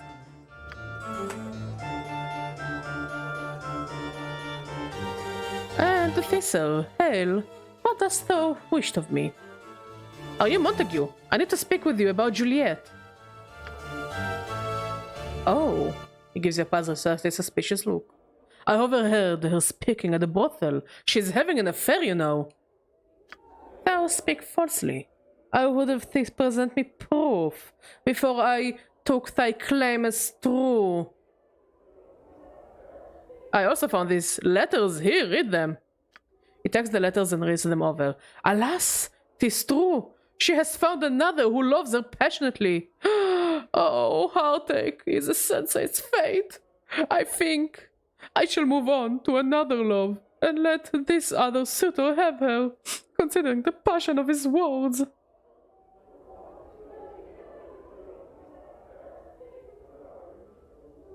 Well, ma'am, you're fucked up. You have, like, the game tells me to, like, tell him it's a ruse and all that, and I'm like, dude, no! You deserve better than a fucking psycho like Juliet. But I will do what the guides tell me, so I'll be stronger and smarter and richer. What can I do? I'm a simple badger. But just so you know, fuck Juliet. Wait, this was all a ruse. Yeah? What is this thou speak of? She's trying to trick you into being more passionate. And why did she not simply say something? I don't really think it occurred to her.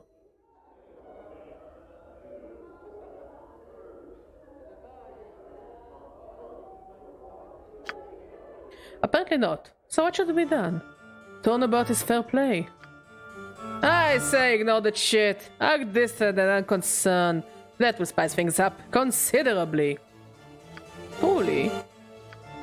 Trust me, kid. Start ignoring her, create some friction, leave him wondering, and they'll be clawing all over to discuss what the matter is, right, Chief? Oh, God. Mort, you're on thin ice again.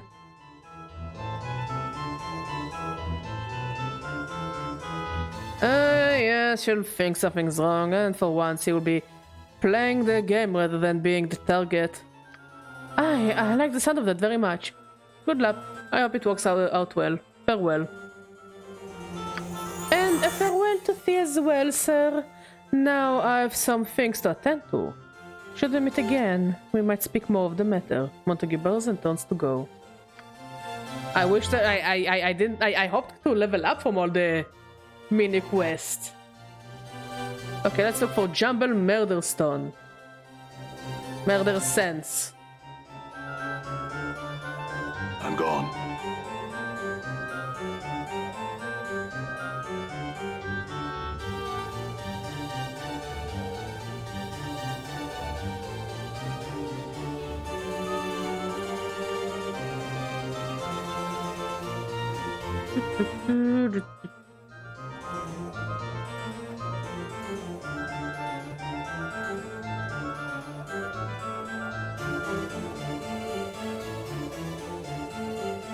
Ah, there he is.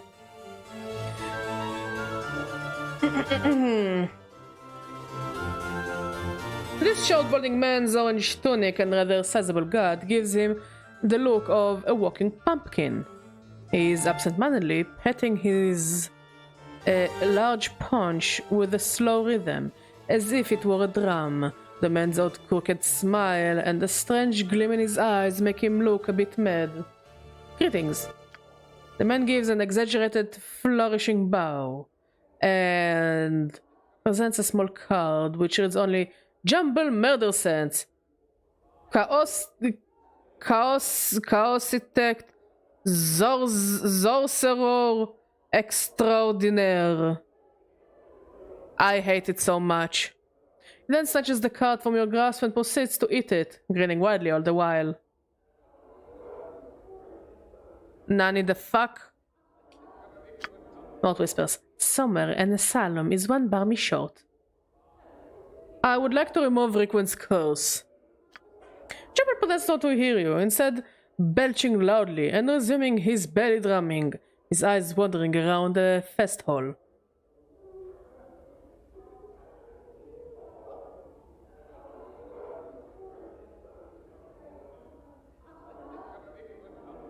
Remove his curse, Jumble, before I'm forced to hurt you.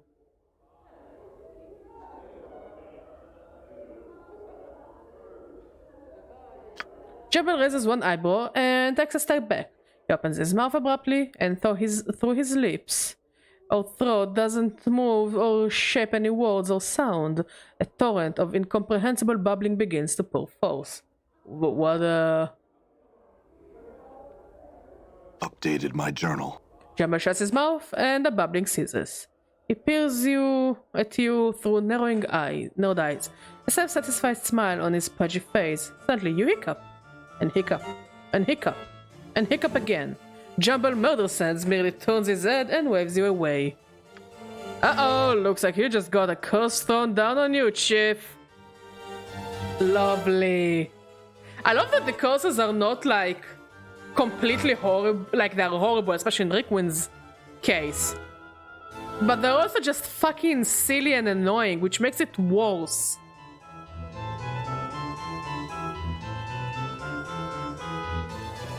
Let's just go, Mort.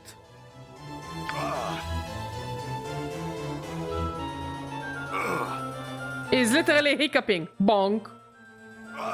This is hilarious. Bonk. Yeah, that's kind of funny. I'm not gonna lie, that's hilarious.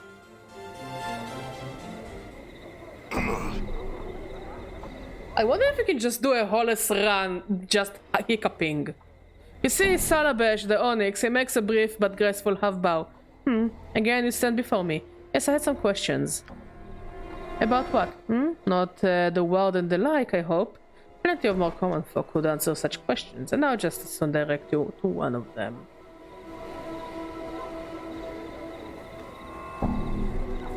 You're a master of courses. Perhaps you could help me. Help you? Salabesh sneers. Doubtful. Before you can respond, he sighs, shaking his head. Well, perhaps I could. What troubles you then? Jumble Murder Sense cursed me. Jumble Murder Sense? The sputtering mooncalf could never best me. Oh, the battles we used to have, though. Salabesh frowns. But I'm past all that now. No longer must I think, you see. I really don't know what I could do for you. After all, it's his curse, not the sword you'd find on an item or some such. You know that you could remove with simple magics. You will have to remove it, and willingly. Well, could you teach me a curse then that I could use on him?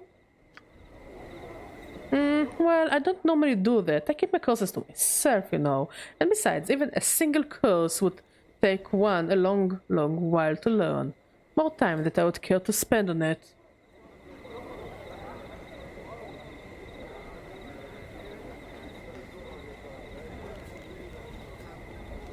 Perhaps you're just worried your curses aren't good enough to best him anymore. You what? Of all the ridiculous. Now look here, you knuckle-dragging sack of scars. Salabesh the Onyx is the master of curses, and there is no other. Why, I could give you but a single phrase that would render the nincompoops cursing wholly impotent.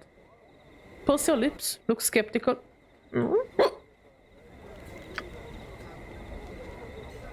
That's it! You have made me do it! Salabesh utters a short string of impossible syllables, words of power which you not mentally, for later use against Jumble.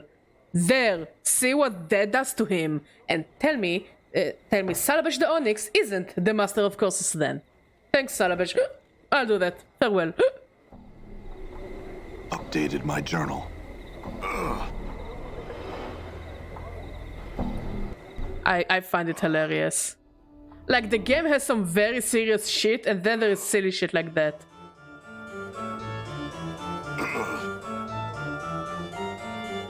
Where is the pumpkin? Pumpkin, get back here.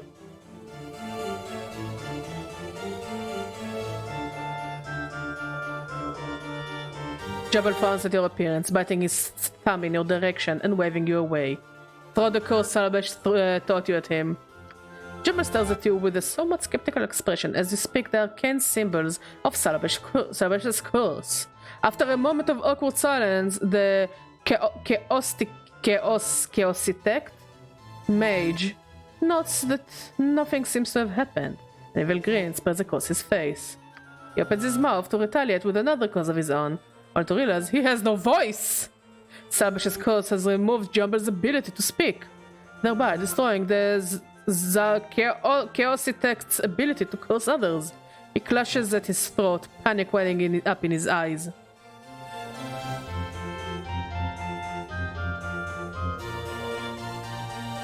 Looks like the tables are turned, Jumble. What do you think will happen when anyone you have ever cursed finds out you can't speak or curse anymore? Jumble drops to his knees, a pleading expression in his eyes. He looks ready to burst into tears.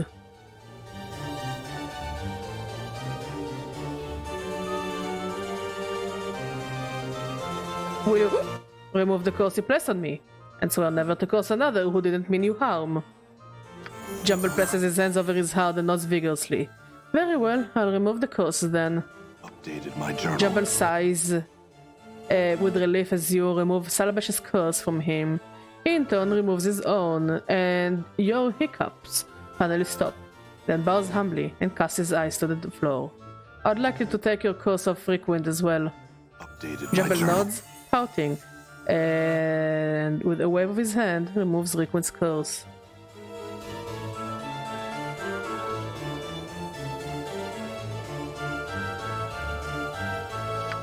Okay, let's go and visit Rickwind. Let's see how the guy's doing now.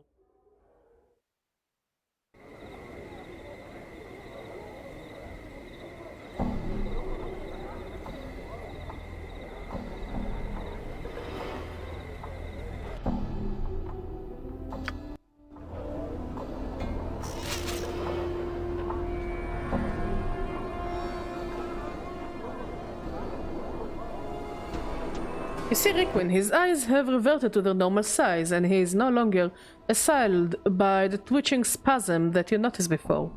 He is smiling and he looks considerably cleaner than before. Greetings, Rickwind. I had some questions for you. He looks at you, amazed. It stopped? It all stopped just like that? He snaps his fingers, then looks down to himself. Powers above, he laughs.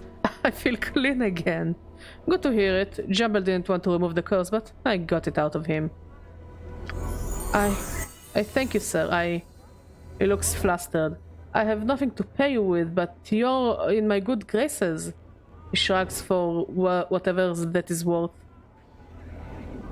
He frowns, then stands straight. I will tell the story of your kindness to all who will listen. Actually, do you have any stories you haven't told me already? That could be payment enough. Of course, of course! Rickwind looks around. So, I've had enough of telling tales for a while. Do you have something I could write them in? I have a journal here. Updated my Rickwind journal. takes the journal. Ah! He scribbles for a while, then hands it back to you. There you are. Thanks, Rickwind. If you could never use that name again, I, among others, would be thankful. Very well. What should I call you? My name is... He sadly catches himself and smiles. No, perhaps I should keep that to myself this time. No disrespect to you. Thank you again, good sir. Farewell. Let's look what he wrote in our journal.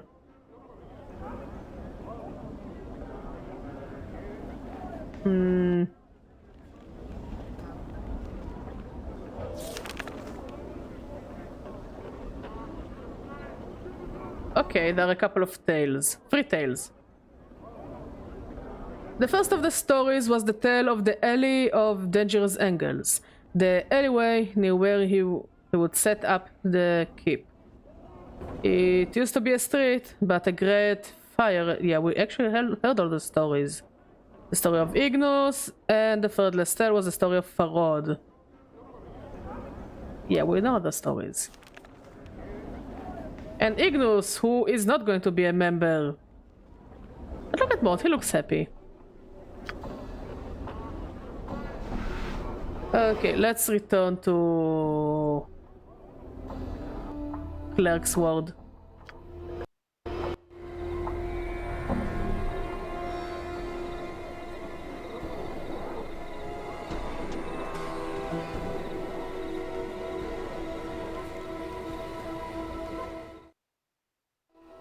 And we're looking for Merryman.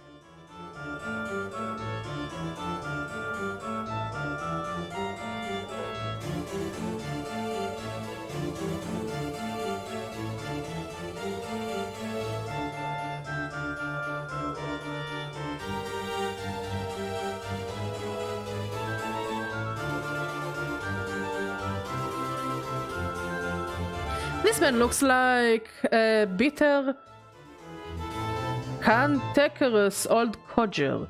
His mouth is twisted into a frown that becomes even more severe as he notices you coming his way. Merry man, my name may be, but merry I am not. Off with you, young one! No time for the likes of you! Goes into a fit of coughing from the exertion of shooing you away so loudly. Wait, Dolora wanted me to speak with you. Merman eyes you suspiciously. That's all. About what? Huh? Well, she says that you're her first love, and that so long as you hold the keys to her heart, she'll never be free to love another. She's told you that, eh? I'm surprised. Perhaps leaving her under Mr. Grace's tutelage did what I couldn't. Start to develop her feelings. In any case, he pats a pocket on his toolkit.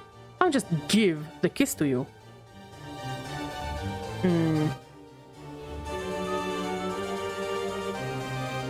Why does her literally the kiss to her heart?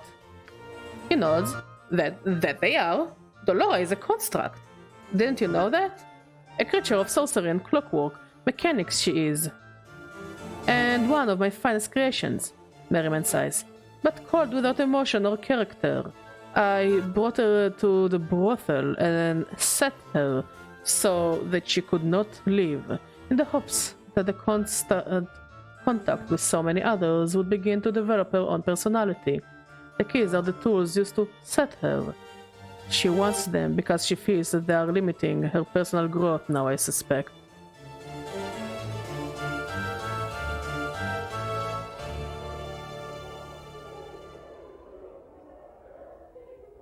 Then why don't you just return them to her? Merriman scowls. Because I've become a cruel and bitter old man who says he can get something out of you. Go on then, what do you want?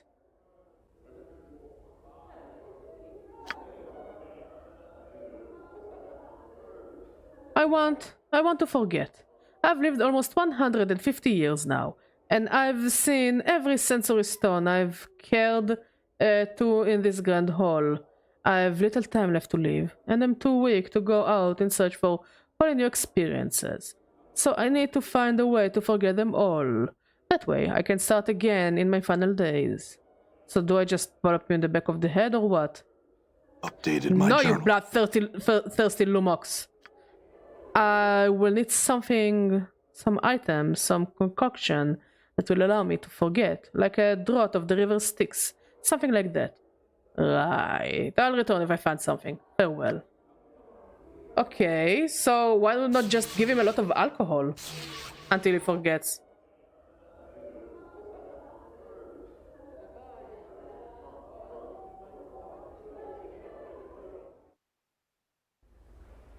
No, wrong place.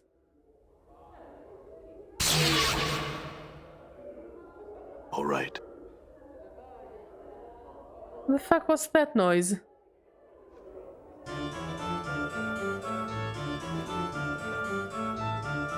Okay, people fighting here. People fighting here.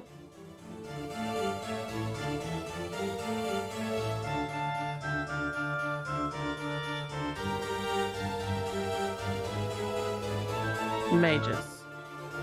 Okay, so I am supposed to go here. And I need to look for a bedroom. Done.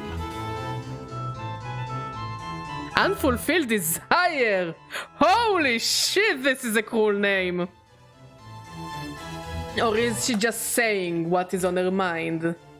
Hi, hello, my name is Unfulfilled Desire. Can you guess why I'm named like that?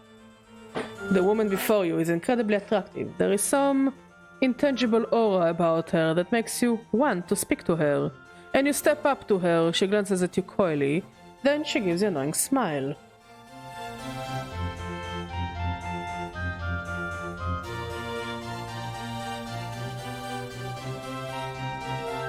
Greetings. You want something, yes? She hisses the yes, drawing it out slowly, sensually from between her teeth. I can help. Name your desire, and I shall provide it. Oh, I love the fast hall. The woman ignores the moat, her eyes locked with you. She smiles, awaiting your response.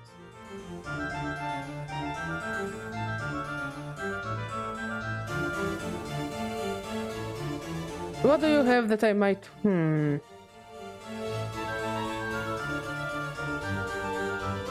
What do you have that I might want? All that you might want lies within my reach. What little I do not possess, I can obtain. Speak your desire. There is something that I want.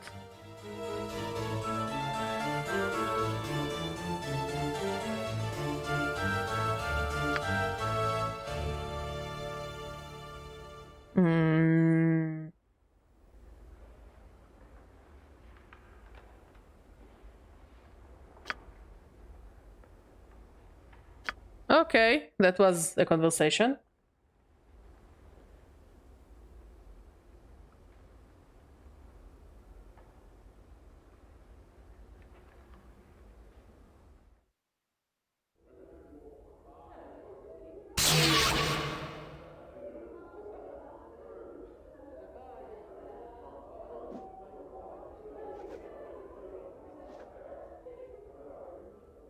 Bonk. Bonk. Okay, next we want to go to the linguist house.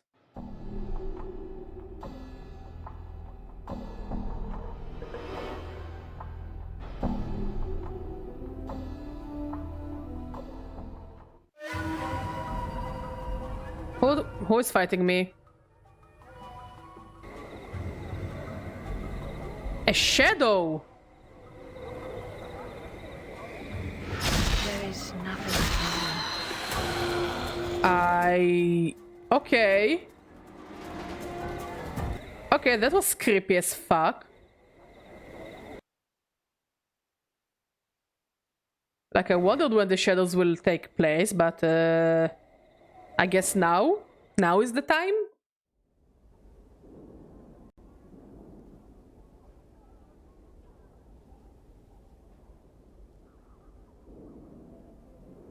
This short, scholarly man, a tight, nervous frown on his face, looks you up and down. Greetings, I'm Finam. I must beg your pardon, sir, but I care little for guests, invited or otherwise, so unless you have business with me, I would ask you to leave. I did have some questions.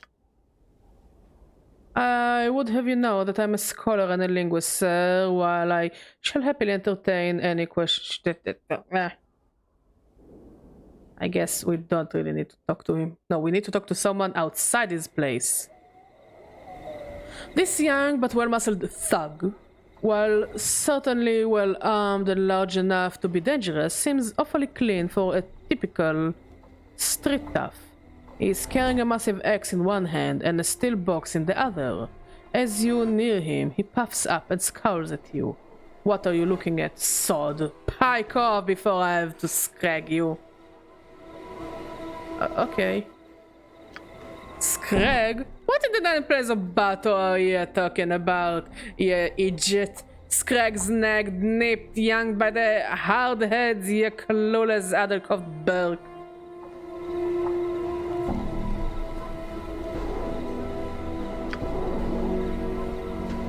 He glares daggers at Anna, but says nothing. You do seem a little welcome for a hug. Stop shaking your bondbox, leatherhead. This is my territory and you will be leaving it quick if you don't want my bloods to tear you apart. Anna snickers, shaking her head. Rattle yes, sod. Rattling a bondbox it is. I would so like to see how long you'd last dropped smack in the middle of the hive, acting as you are. Anna turns to you. Come on, let's be off. No use wasting our time with this Swiss stand busher would be. His face flushes angrily as he gnashes his teeth in frustration. That's it! You have piking asked for it. Get him, bloods. Raises his axe and leaps to attack. Fight!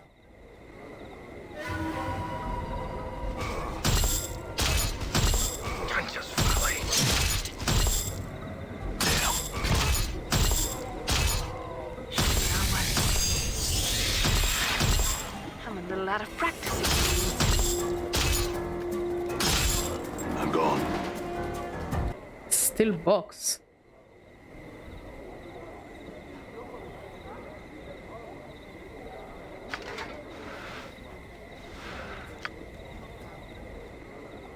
This sturdy steel box has a thick leather handle on the top, but there is no apparent way to open the thing. It appears to be welded shut. There are a number of very narrow slits along the side, so you can't quite see into the box through them. A sickly sweet, rotting smell wafts out from the slits. Talk to the item. This sturdy steel box has as you examine the container more closely, it shifts slightly in your hands. Something's moved inside it. There is a man's voice from within. Oh there, is someone there by chance? My name is Mertwin. Anyone? Hail. Yes, greetings. Thanks, the powers! Have you seen my body, perchance? It's hard to miss him. Stumbles about with a silly wooden head on his shoulders. He must have worn his feet down to stubs looking for me by now. Yes, in the Civic Fest Hall. My good fortune, then. Could I persuade you to return me to him, good sir? Yes, I'll do that for you. Updated my journal. How splendid! I thank you kindly, then, sir. If you don't mind now, we will hold off speaking any further until I'm with my body again.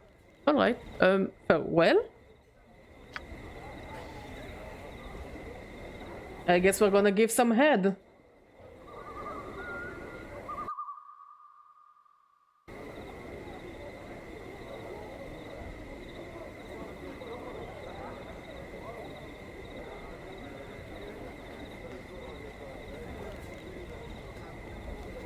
This older man is staring into his stein of ale, misery etched into his features. The battered pewter mug is an unusual one, lightly engraved with strange runes and bearded faces, and covered with a coat of thin frost. He looks up as you approach him. Greetings, sir. He seems slightly tipsy.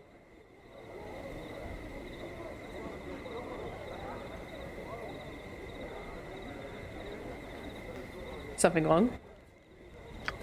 He sighs, blushes into his head, and nods as he takes another pull of ale. Something's not going right. I've gotten lost. My apprenticeship. Well, Angover. I was and botched my mentor's last experiment. Well, for this damn drink! He sneers at the mug in his hand, but in seconds his expression softens and he takes another swig. Ruins everything. It does.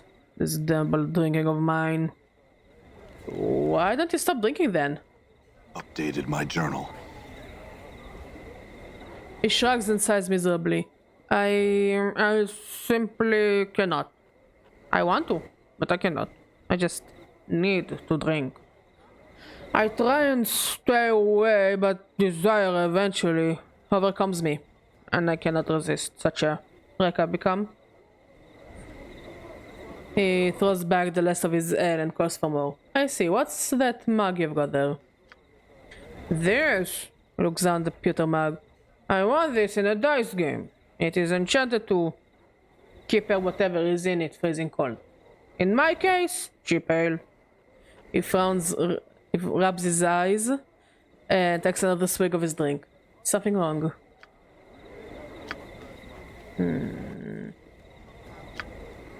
Okay, let's talk to the Desire Lady. And then see if we can convince him to stop drinking.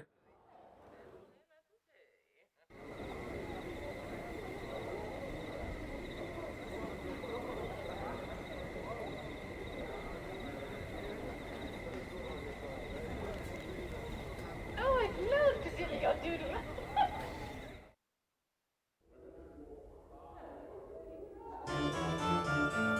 Also, the head will have to wait. I don't like to give head in public. I'm a very shy person.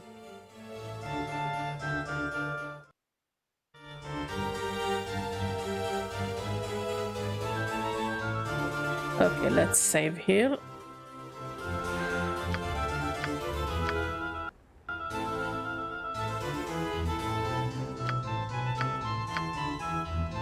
She moistens her lips and smiles. You feel your chest lurch as if someone has plunged their hand into you and was pulling at your insides. A simple request, and I have one for you, traveler. I ask you to tell me, explain to me the way in which you want me. Let me hear you craving, then I shall speak my price. I misspoke, I do not want you. Her smile fades, and she looks saddened by your response. Is it your desire to tease me, traveler? Desire is not a casual emotion. Is there nothing you want?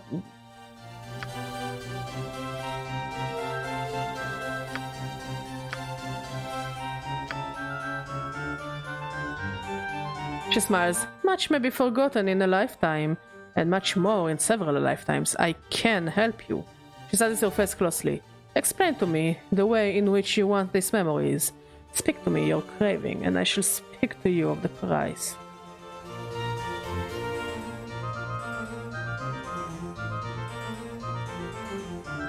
Describe the way in which you want your memories back. As the speaker's smile fades and she leans forward attentively, her eyes ravaging her features as you speak. Her presence compels you to speak more than you normally would, and after a few moments her eyes flutter closed as she gives a sharp intake of breath. Suddenly the desire for your memories begins to wane. Your want slowly drains out of you, leaving only a cold emptiness in its wake. She opens her eyes again as you stop speaking. What is wrong, traveler? Do you no longer want your memories returned to you? No, I mean, yes, what have you done to me? She seems perplexed. Whatever do you mean? Despite her innocent demeanor, you're certain something unnatural has occurred. She has somehow siphoned off some part of your desire, stolen it away for some ghastly collection of wants. Perhaps you to feed upon. Had you finished speaking your desire, you're certain it would have been lost forever to you. Come now, is there something else you want then?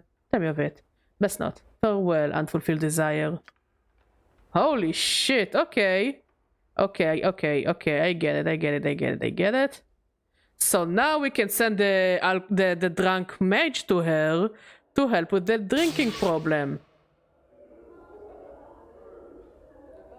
I hope this questline won't fuck up the rest of the game.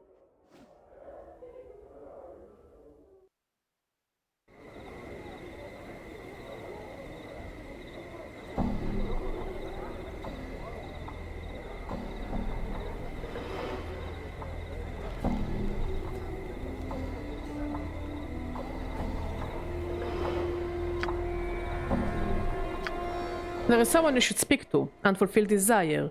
You can find her in the Civic Fest Hall. Talk to her of your love of drink.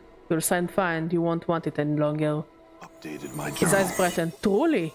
I shall go speak to her now, then. I thank you, sir. He pauses, looking down at his empty mug. Here, I would have you take this. I need it no longer. Hands you the rune-covered ale stain. Thanks. Farewell. I'm gone. We can leave the Club of Nettles here for now.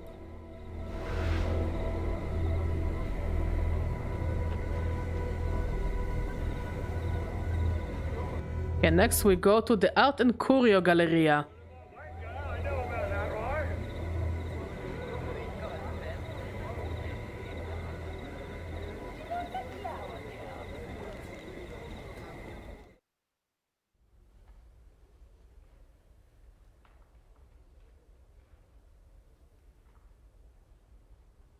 Okay, we're looking for someone named Ivana.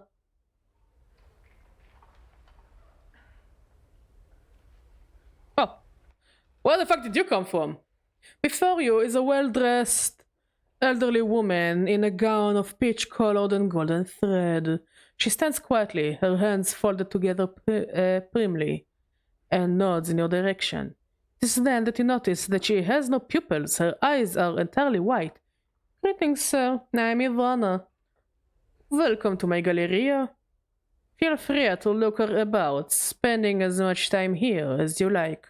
Should you have questions regarding any of the pieces, do not hesitate to ask me of them. I have some questions, Ivana. One moment, sir. Your voice, it is heavy with age and wounds.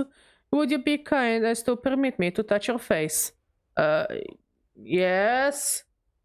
Go ahead.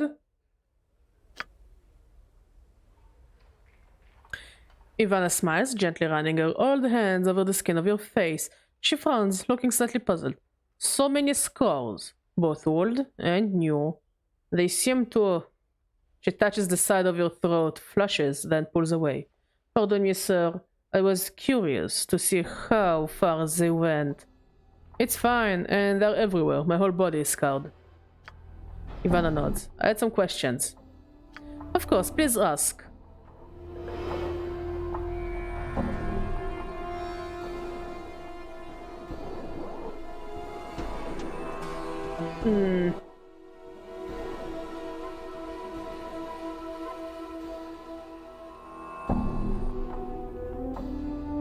Can you see Ivana? I believe she's blind by choice and not by circumstances.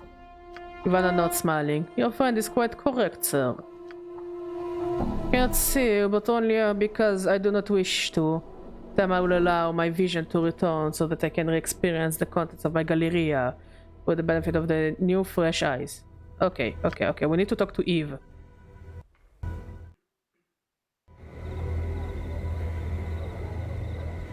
To the brothel we go.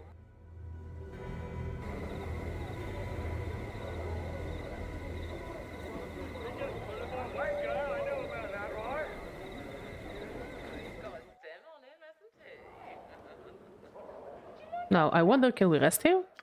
No.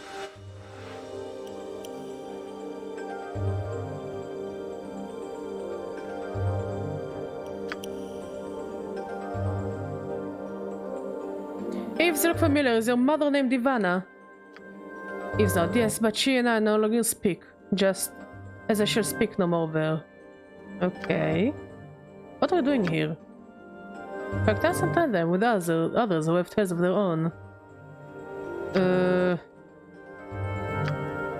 Once upon a time, a girl came to an oracle who was rumored to know many things and asked of it a boon.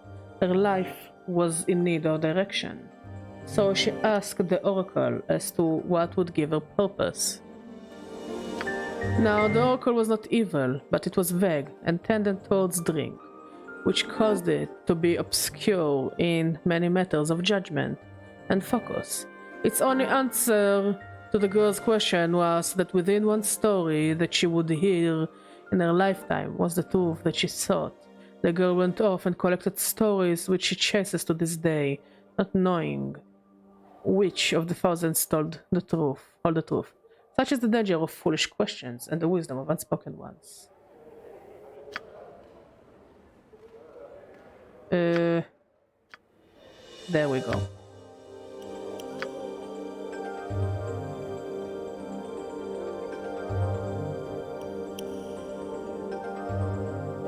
Okay. I think now we can go and talk with Ivana again.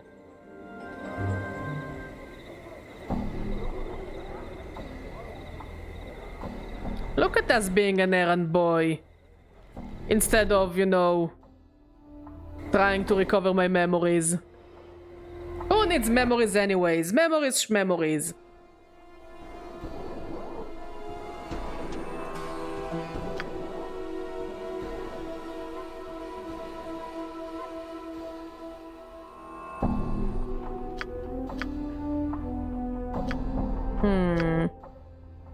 You look familiar to me. Do you know someone named Eve?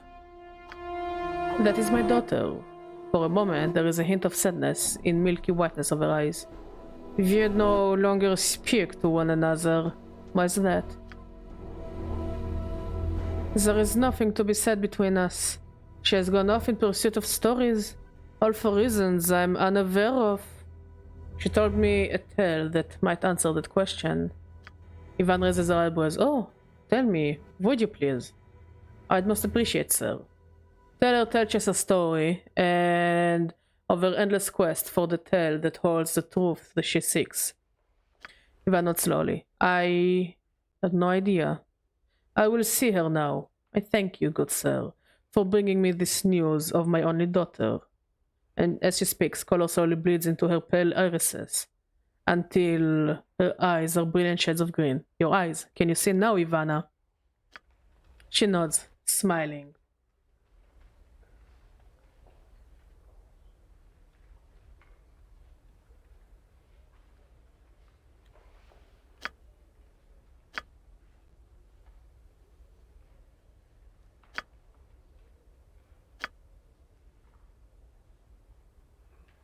Okay. I'm gone.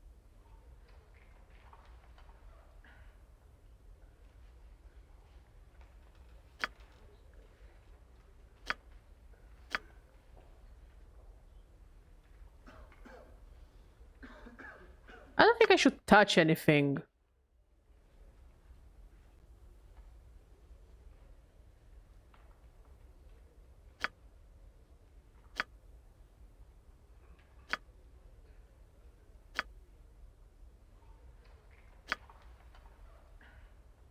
That's a big ass horn.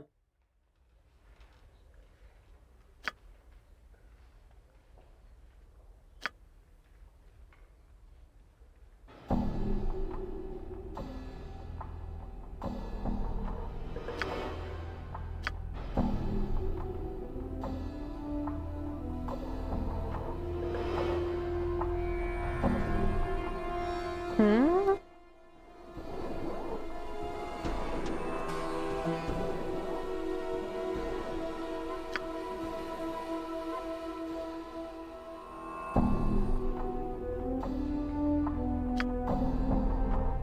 Hmm.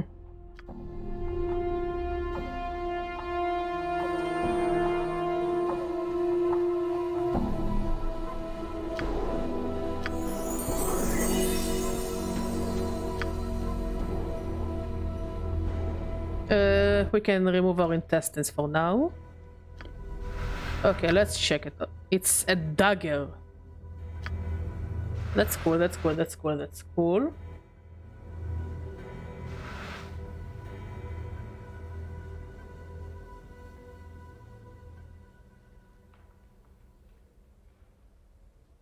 No. We're looking for something called Grey Hag of Oinos. No.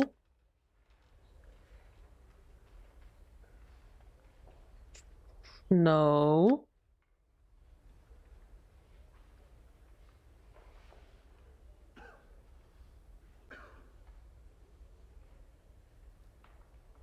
No. We are truly art connoisseurs.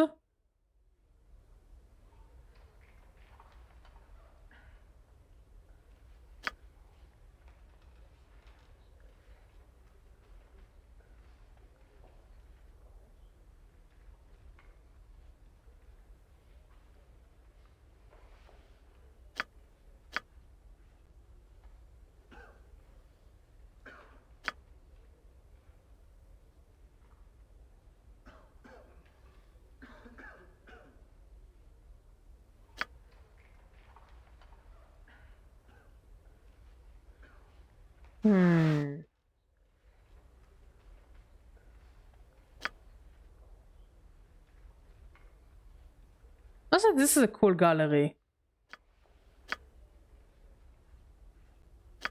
I do feel like I'm missing something. Also, I love that I can just touch stuff. Nobody cares. Just touch. Badger touch.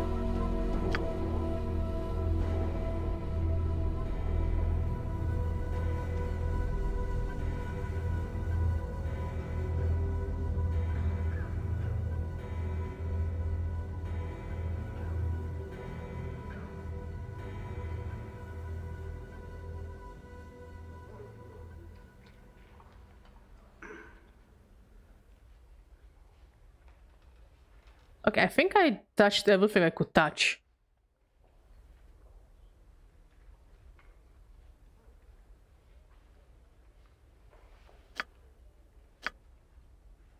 Up Updated my One journal. of them are chipped from the great magical sheet of black, infinite eyes that rests in the black belly of the plane of Ocanthus.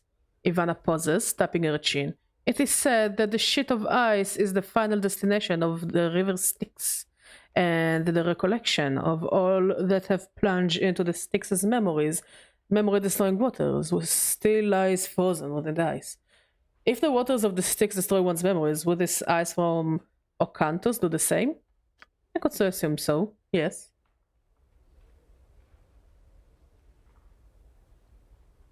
Good. Let's return to the Civic Fest Hall. Also, let's save.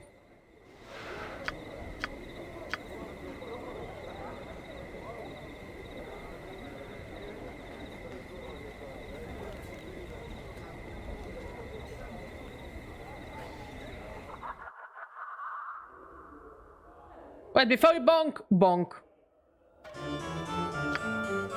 Maltwin's voice suddenly echoes from within the steel box. Oh, there it is! That's my body! Stay there! Old champ, over there! The body shuffles towards you, reaching out towards the steel box containing Mertwin's head. Allow Mertwin's body to take his head. Updated my journal. Ah, much better. I thank you, good sir. I imagine my body here was getting a bit restless without me. The body hugs the steel box tightly. Yes, I missed you too. The body tucks the case under its arm and bows to you. And for you, good sir, you certainly deserve some sort of reward for your trouble. Let's see what I've got now. The body fumbles about in its pockets and finding nothing there. In its tunic, finally, it presents you with several handful of copper coins. 200 copper coins. My thanks. Farewell, Merlin. Is it still gonna bonk? Oh, no. But it doesn't seem like he put the head on. He just has the cage in his hands.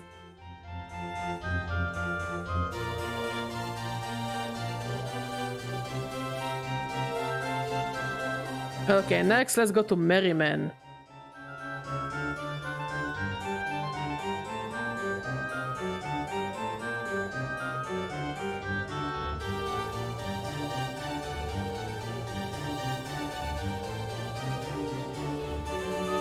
Here, take this mug. It holds a dark bird of Ocanthus. A sliver of ice from the river Styx. It should wipe your memory clean. Merryman takes the mug and removes a piece of paper from his pocket. He tilts the mug back and takes the ice into his mouth. It melts instantly, leaving him with a somewhat startled expression. Merryman? Updated my journal. Merryman looks at you confused, then at the paper in his hands. He reads aloud. Congratulations, Merryman. You have begun again. Thank the man in front of you and give him the key in your pocket. Speak to Splinter, the man at the door to this building, for more information. He looks to you again. Well, I would say I owe you thanks, good sir. Here, take this key. I'd best find this Splinter fellow and find out what's going on. Thanks, Merryman. Good luck. Ooh, looks like my skills have increased. Endure. In enduring, grow strong.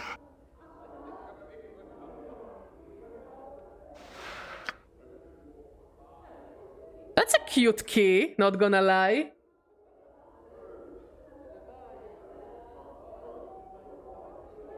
Okay, let's go back to the brothel.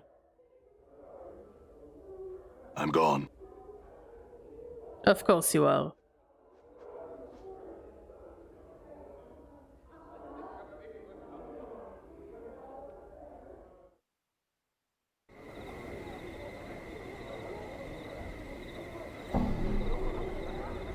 Okay, let's start by bothering Juliet.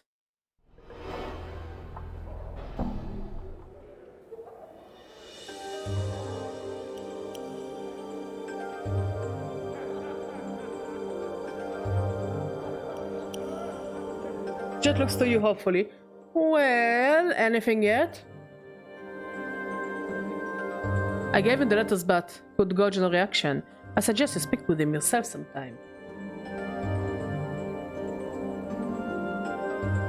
Updated my journal. Juliet grits her teeth in frustration. Ooh, how enormously frustrating! I shall have to try something else then. Why don't you just talk to him about it? You ought to try discussing the relationship prominently before concocting any more of your schemes. Exactly! Eggs fucking Etly. Yes! Jetta, that's true enough. Yes, I thank thee. A pleasure. Farewell. Next, we're looking for Dolora. I guess she's still walking around? There she is.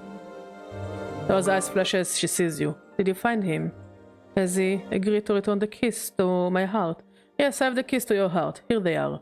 Updated my journal. At last. As she takes the keys from your grasp, her hand brushes against yours. Her skin is dry, but icy to the touch, like cold metal. This will be of great use to me. I thank you.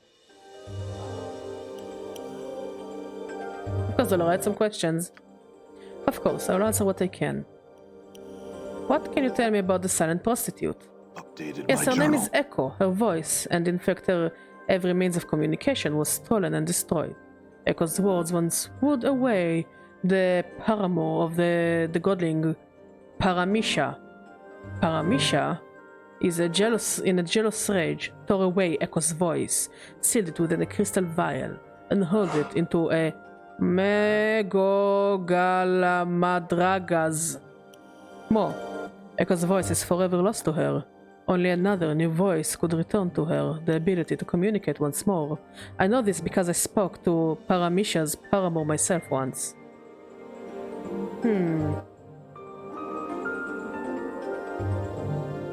Okay, that's all I wish to know. Farewell. Let's go and talk with Eves. He smiled pleasantly at you. Greetings again. Have you come to trade tales? No, but I had some questions. Have you spoken to your mother lately, Eves? Eves not smiling. I have. Thank you. Of course. Farewell. Look at us, so nice and lovely. Next, let's talk to Echo, who should be in her chamber. Is this her chamber? I don't know. Is this her chamber? Maybe she's walking around. Is this your chamber? No. Pretty sure Echo was dressed in white? No. No. Echo! The striking young woman has a skin of color of burnished copper. A translucent white dress held precariously by golden clasps is draped carefully over her shapely form. Greetings again. The woman nods and smiles briefly. The scent of her hair, sweetly perfumed, fills your nostrils. I had some questions. She nods.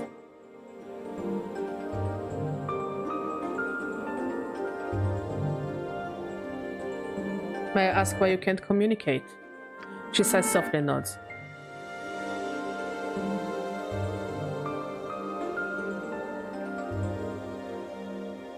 Do you know the words that will undo the multiverse if it's spoken? Wait, no. Was your voice stolen? Updated She my nods journal. vigorously, clasping her hands together and smiling at you. Do you know of any way to get your voice back? She shakes her head, her face wrought with frustration. She suddenly looks at you pleadingly, as if expecting an answer. I'll need to know your name to ask about your voice. Is it Echo? She Updated nods, my smiling journal. pleasantly.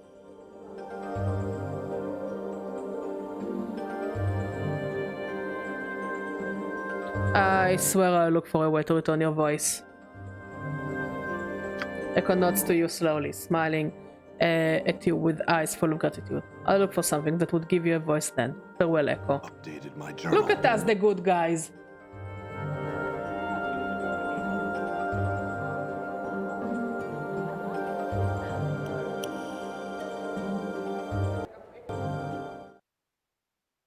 And next we want to go to the curiosity shop.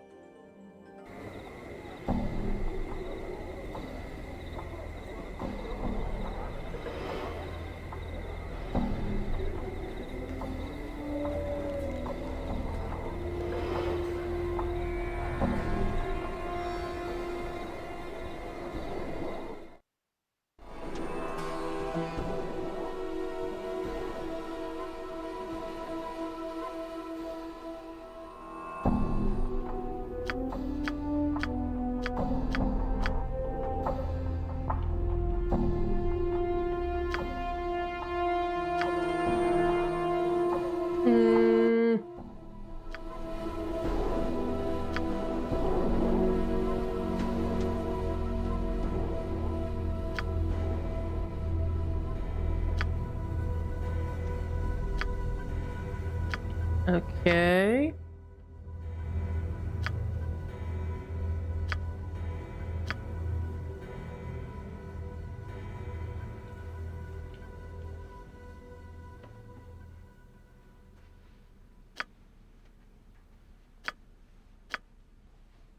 And we look for Diva's Tears.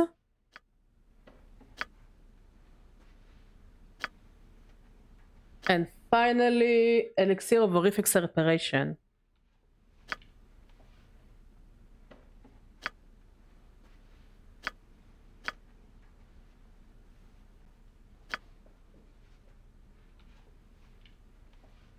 Done. What can I get rid of? We don't need this anymore. We can get rid of the Battle Axe. We don't really need the apron, and I think we can get rid of the... I'll get rid of the cheese for now.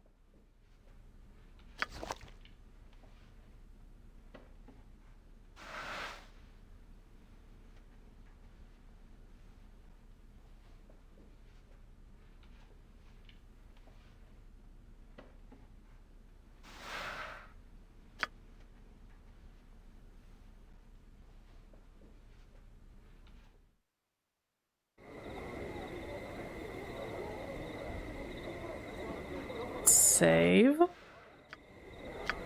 Because we're gonna try to summon a monster.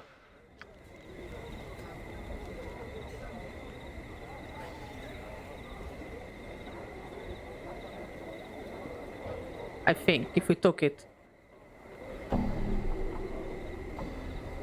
Okay, we didn't take it. So we're not going to summon a monster. We have a modern cube, so that's cute.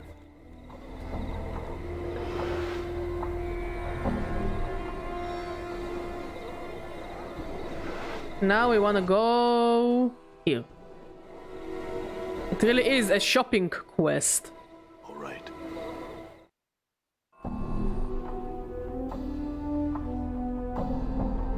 Greetings.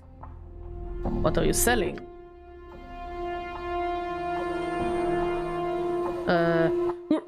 His left hand darts out and jabs the surface of the counter.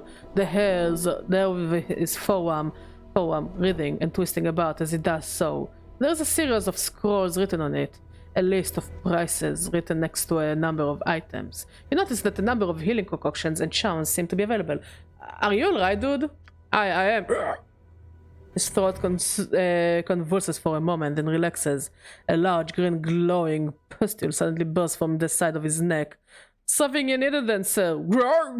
His throat clenches again, and a wave of quivering flesh swallows the blistering green pustule back beneath the skin of his throat. He coughs violently for a moment, then seems to relax. Phew!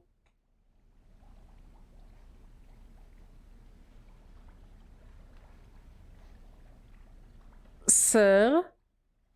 Are you an abomination? Asking for a friend. May I ask what happened to you? The left eye rolls upwards in exasperation. The right eye looks askance. Too much to drink. Too much of what, though? Potions I drank. Too many potions. Frogrog!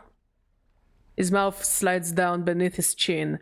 His left nostril forms another one. The most I ever drank, that's for certain. Of polymorphing. They were... and brewed. In limbo. Anything...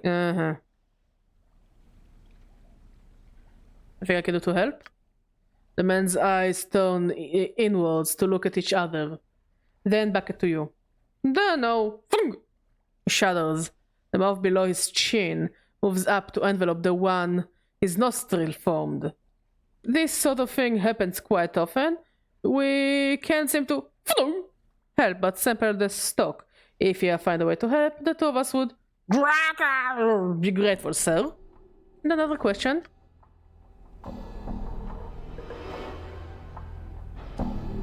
Half of his mouth goes downwards into a frown. He shakes his head. Work in the stockroom all day, do. He shudders violently. Suddenly, a third eye pops open over the bridge of his nose. The left one shifts sideways as the new eye takes its place. I speak only of the... store, sir. That said, the skin of his face seems to eat the new eye, and the left one returns to his old location. The old engineer in the foundry tells me I need to get a sample of my blood and skin for the machinery to work. I need you to do that for me.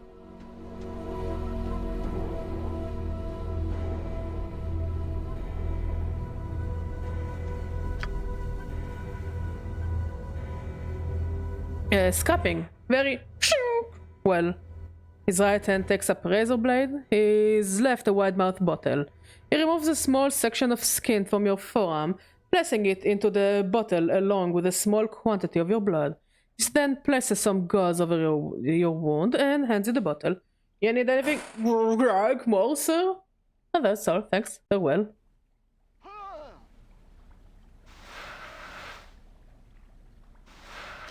No, I lost one of the items I wanted to keep. All right. Let's remove the red key.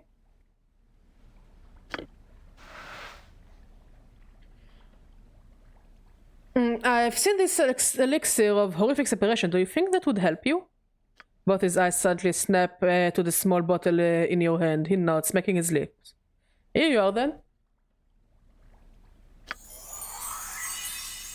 Pastel Kiln takes the bottle in both his hands and places it beneath the counter. His left eye focuses on you, while his right eye and hand concentrate on scribbling furiously on the countertop.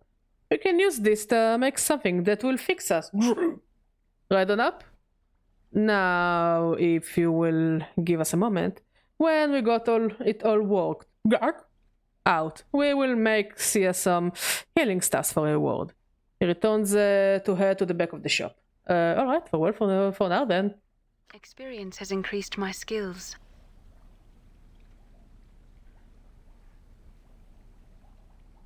Oh, there are 2 people now. There actually are 2 people now. I hear your words.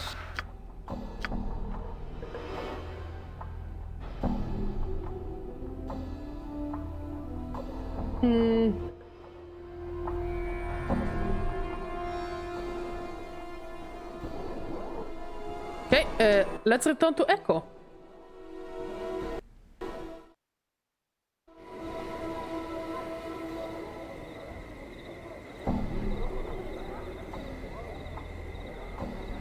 Yeah, let's down to the little turtle, eh?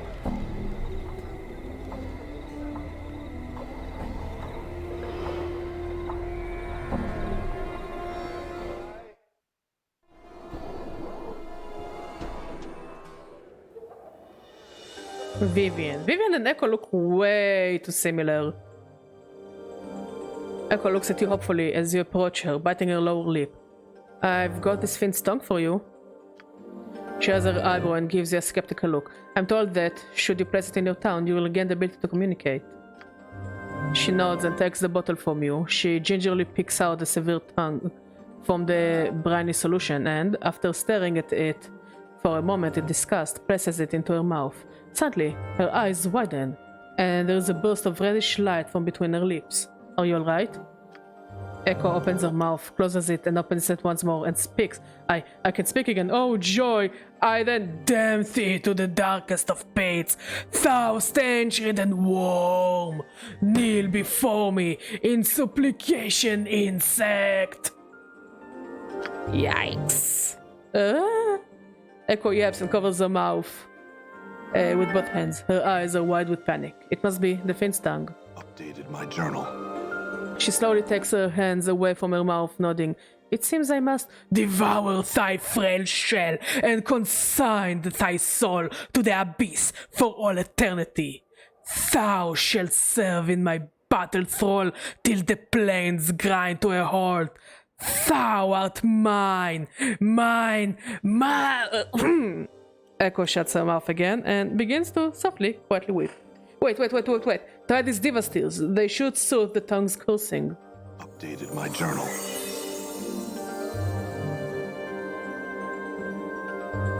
She nods, smiling, and takes the vial from you.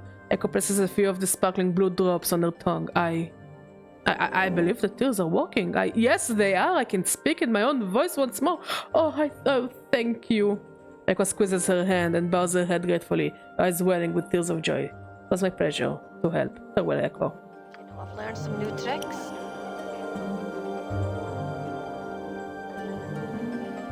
And Anna leveled up. I love that we level up by doing absolutely nothing. Wait, no, Echo, I need to talk to you. Echo waves pleasantly to you as you approach her. Greetings, sir, and well met once more. Hello, Echo. I had some questions. She nods. Do you know anything about Ravel Puzzlewell? Echo nods and lowers her voice. In fact, I do. Not only does she exist, she has children. She what? Updated One my of them journal. is here at times. Kesai Ceres. Kesai Ceres? Okay. She is a child of Ravel's, though she is loath to accept the fact. Who could blame her? She pauses for a moment, thinking. I've never gotten her to admit it, though I'm sure it is true.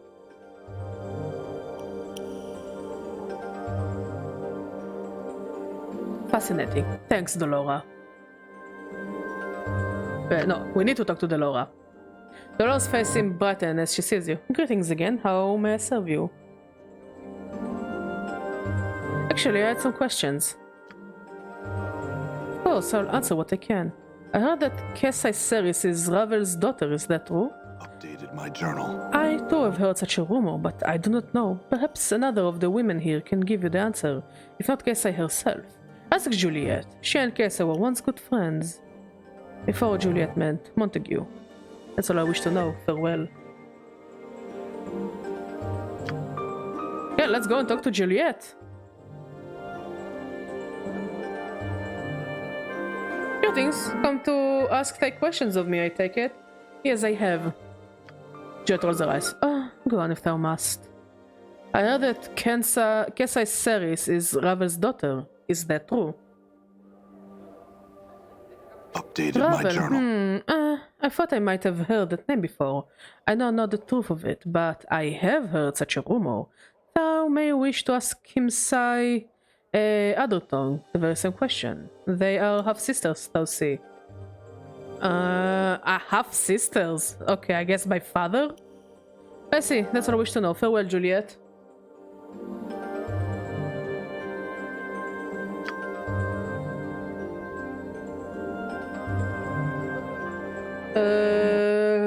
Let's talk to Kesai Ceres then.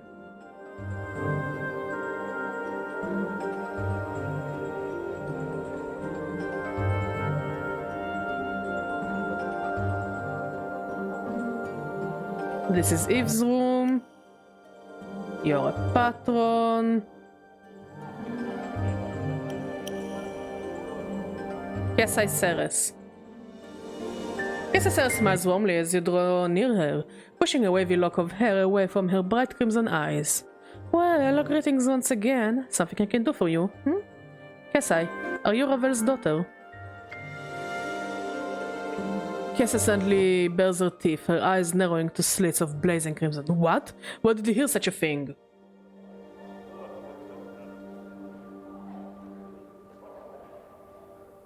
Just a rumor, that's all. Updated my journal. Ridiculous. I think I would know if that wicked hag was my mother.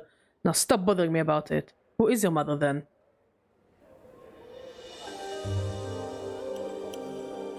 I don't know, alright?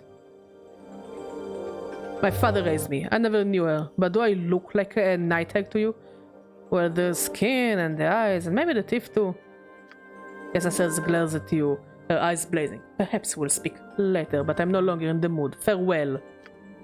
Okay, let's talk to this girl, because we were supposed to talk to her and we didn't. Oh, it's you again. Just can't get enough of me, huh? I had some questions. She looks annoyed. Fine, whatever, ask. I heard that Kesai Ceres is Ravel's daughter, is that true? She shrugs. Far as I know, yes. She looks suddenly suspicious. Why? I asked her about it and she denied it. So, not as if any of your business in the first place. Also, your Kesai Ceres half-sister. Yes, I'm related to that shabby mewling, hook-nosed daydreamer. Same father, different mother, so I was hoping you could help me find out if Kesai is really Ravel's daughter. Updated my journal. Kim frowns at you.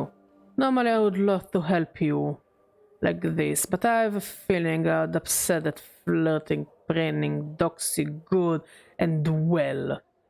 Tell her to ask her father, he is a powerful Cambion, so she ought to be able to call to him right there and then. That will get you your answer. Cambion? Yes, Cambion. Kim rolls her eyes. Didn't hear me the first time? Ears all stopped up with the rest of your brains running out of them? I'm asking what one is. Ma, you are clueless. She shakes her head sadly, tutting all the while. A half-fiend, Berg, sort of like you. But you're half-dung, I think. You smell it at any rate. Better than half you, Kim. You wish you were half Kim, sod. Even if you ended up with the goat's balm on your shoulders, it would be better than that scarred up face of yours. I don't have time to get into this farewell. Okay, let's try to talk to her again.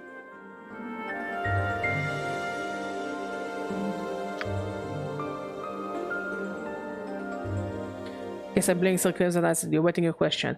Kesai, I talked to Kim. She told me she is your half-sister, and that Ravel is your mother. Kesai snares, her eyes blazing with malice. That hells, how I love that woman. Why would you even believe that sort of tripe? She says that you deny it, and in fact may not know it, but that it's true. She said you could ask her father, that he would tell you. Updated my journal. Kesai stares at you silently at the time. Give me a moment. She turns from you and begins to mutter softly. The air seems to shimmer around her slightly and fills with a coppery smell, like warm blood. Wait patiently. Kesai remains turned away from you for a moment before finally coming to face you. I did not want to believe that wicked hag may have been my mother. I have lived long, I do not appear to age and have disturbing dreams sometimes. She shudders. But still, I do not wish to be the inheritor of the evil she caused, nor draw the lady's gaze as my mother did. Such evil things she did. Tell me what you know of her, will you?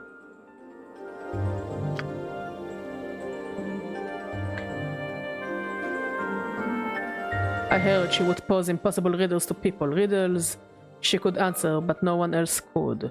She would devour the person if they answered incorrectly, or leave them dangling in her horrifying gardens as examples to all.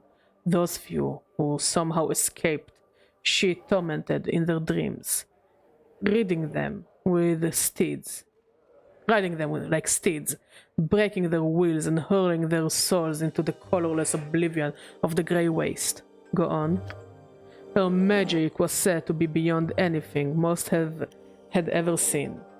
It was imagination woven from nightmares and given substance. Stone and solid shapes bent to her will like soft clay. The laws of the plains would bend beneath her feet, and from nothing she could wave with illusions, and from illusions with realities that could horrify and kill and confound. She was a mistress of all the dark arts, mistress and master of them all. She honored the governor that dared quote sigillot to her with the shadows that devoured him. All but his tongue, his fingers, and the flesh of his face. She turned mercy killers inside out and shattered buildings of those who displeased her. Terrible, terrible powers were at her command.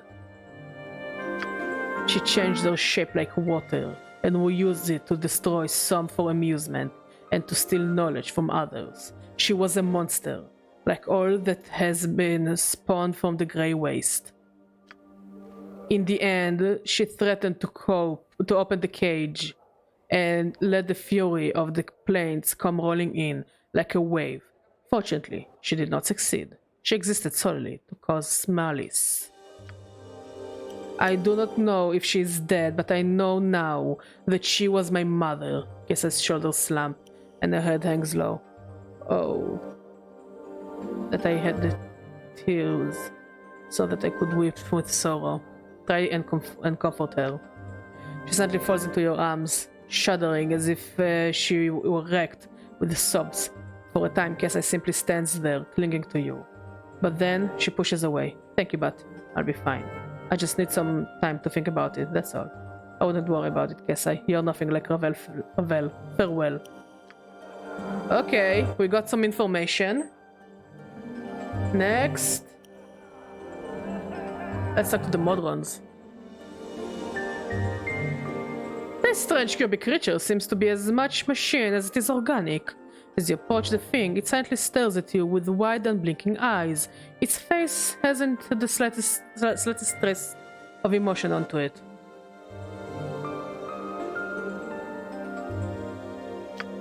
Come on, Chief, we're in a building full of some of the sexiest chicks this side of multiverse, and you're stopping to talk to Modrons.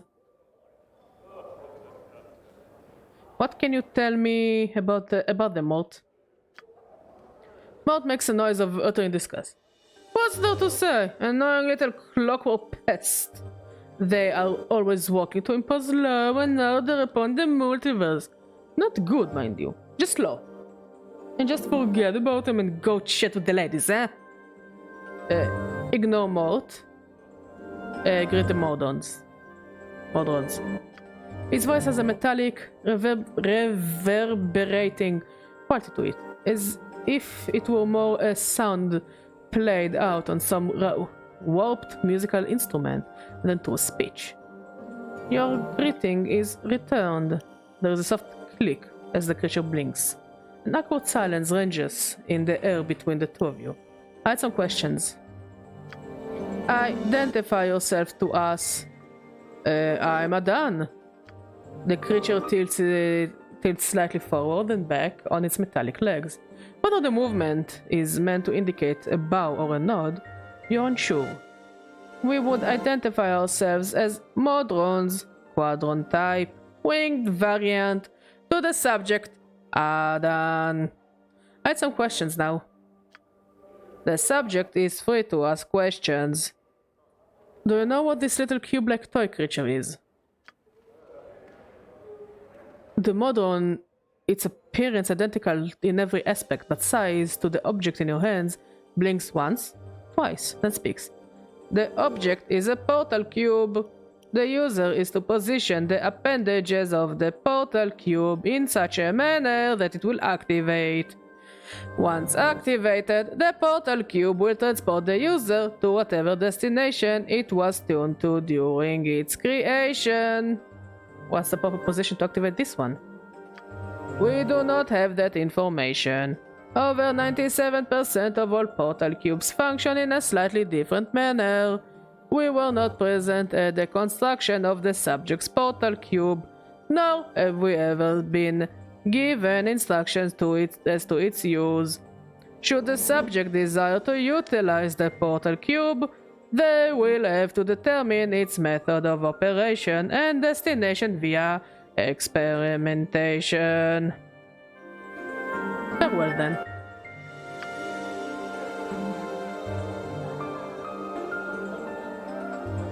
Okay, next. We will go back to the gallery.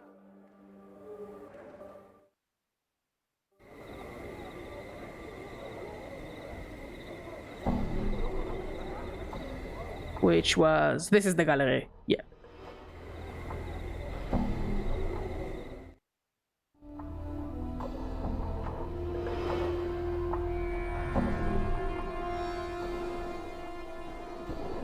No, interact with the... Thank you. I'm gone. Apply the Gorgon salve to the statue. You smear the foul-smelling ointment over the statue. There is a strange shimmering around the statue, and you watch as the statue takes an intake of breath, and the eyes of Gangroi Gaidon fill with a blazing, vengeful madness.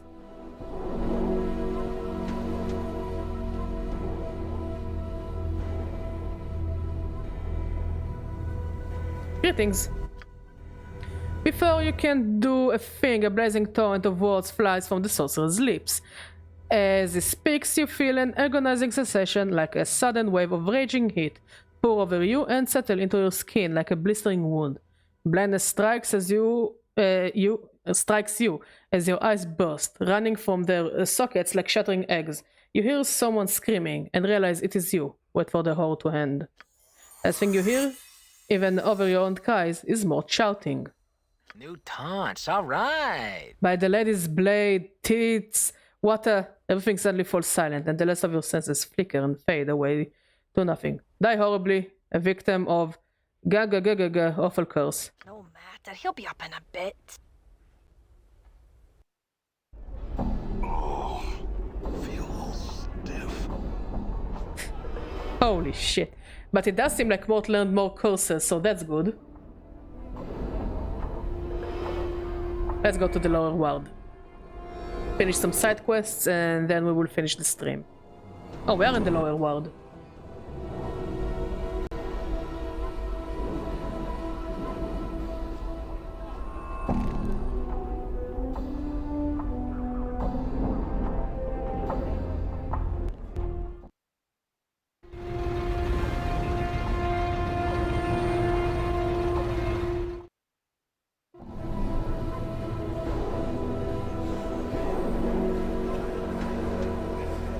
Okay, let's ask if we can identify our items.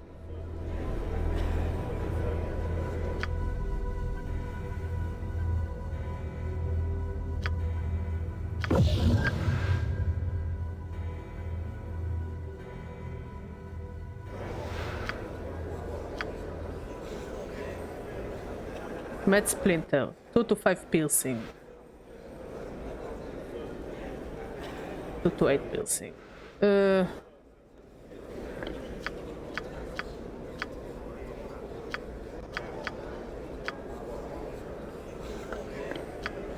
Okay, let's give the guy the vial.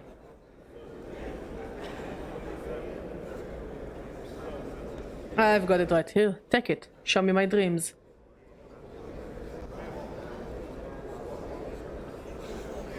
Updated my journal. The machine requires a birdcage adorned with razors, fine wrought to mimic the destructive power of dreams, and their ability to capture our hearts and imagination. Search the siege tower for a cage I've commissioned. Cage with razors. I'll be back. I have a feeling he didn't actually finish building his machine. And he's just kinda just building it right now.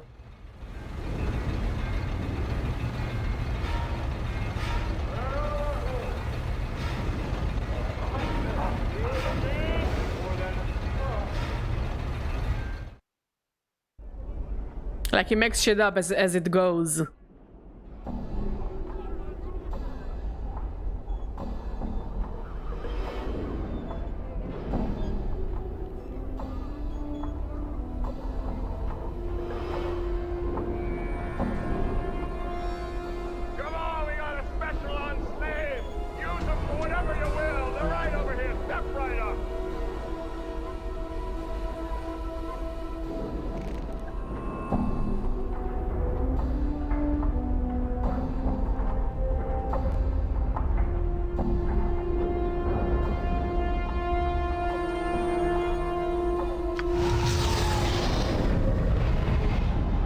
Hello, big guy.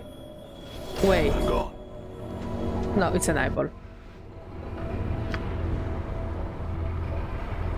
I need a heavy decorated wrought iron birdcage. Do you have one? I have such an item. The Dream Builder came to me an age ago. He promised me that my durance in the prison of this city would be near an end when the cage left my possession. I see. Can I have it? Updated Yes. my journal. Take this cage and lay waste to those who create such confines. Thank you. Farewell.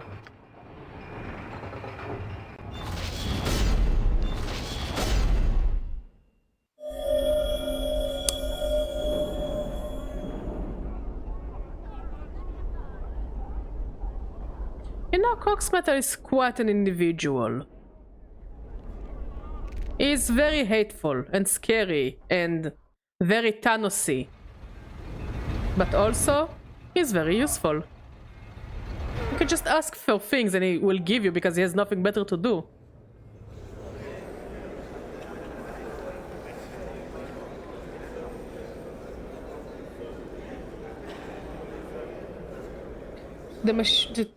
Okay. A cage with razors. No, wait, I have it. I've got it right here. Now give me my dreams. Updated my journal. I need just one more item from you, and we can begin the final process of the Dream Builder. I need a pillow that has lain inside the coffin. It will stimulate a sleep so profound that you may as well be dead. Mod, do we need a pillow coffin? A coffin pillow? I mean, it claims that it will make us sleep as if we are dead.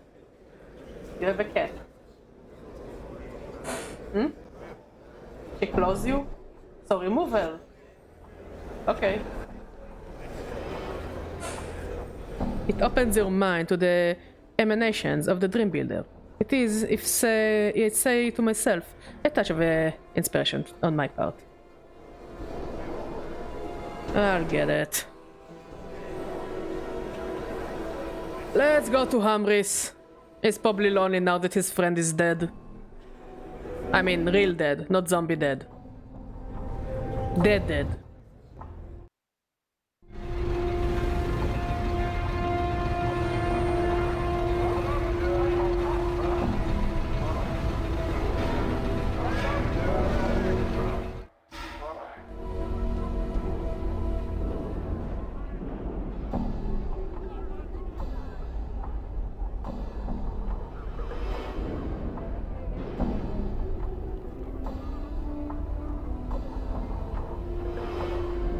I think Hamris lives in the house to the right?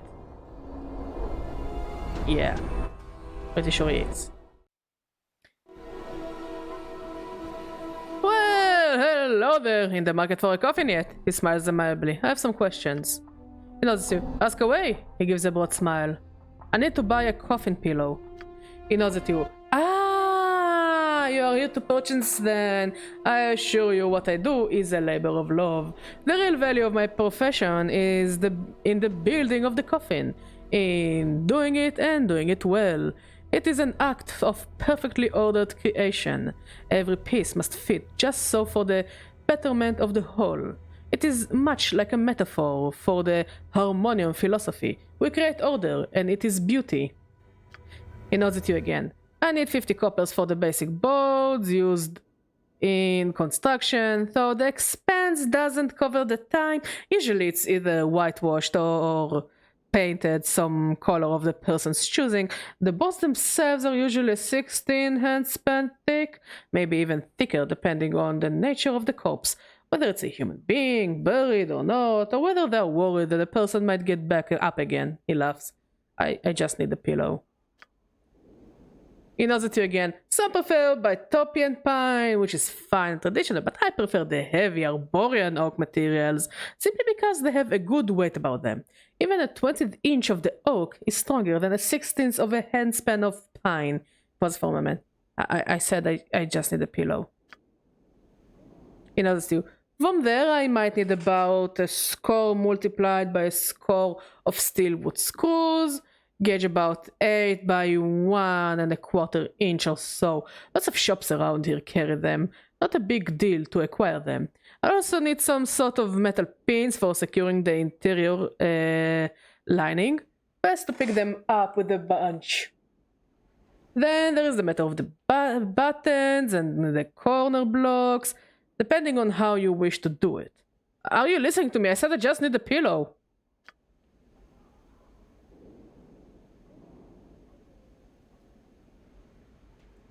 He places his hands on his chin. And although I usually let the natural wood speak the color of the coffin for itself, sometimes the person commissioning it wants it painted special or engraved. I don't usually do the final work for that though. I'm skilled, but contract it out. He pauses for a breath. And the handles alone are another matter entirely, he nods knowingly. if you don't shut up and give me a pillow, I'm going to hit you so fucking hard. Then there is the matter of measurements. They can be tricky, and I try to do it myself, since occasionally a client will neglect to inform me as to the race of the deceased, or forget something like the hip width. Very important indeed. Also, if the client is still alive, I try to make precautions about should the client fill out before they die, you know. He pauses. Then there is the construction itself. Hamris. There is many different ways of attaching the sides and ends to the floor of the coffin and to each other. Some use internal buttons or corner blocks with plenty of wood screws to secure it in place. You can also do the fiend's tooth method and just cut alternating tongues and recesses all along the edges to be joined so that they fit together. Like a fiend's jaw, requires a little more work and precision, but the result is neat and very strong. He pauses to breathe once again. Hamris! Then there is the lid. The lid's gonna need a rim or lip to all around its edge, made from strip of wood pinned to the box or carved around the edge itself. Once you have some pilot holes drilled into the main box, then drill in the screws in the top of the lid, maybe half a handspan apart.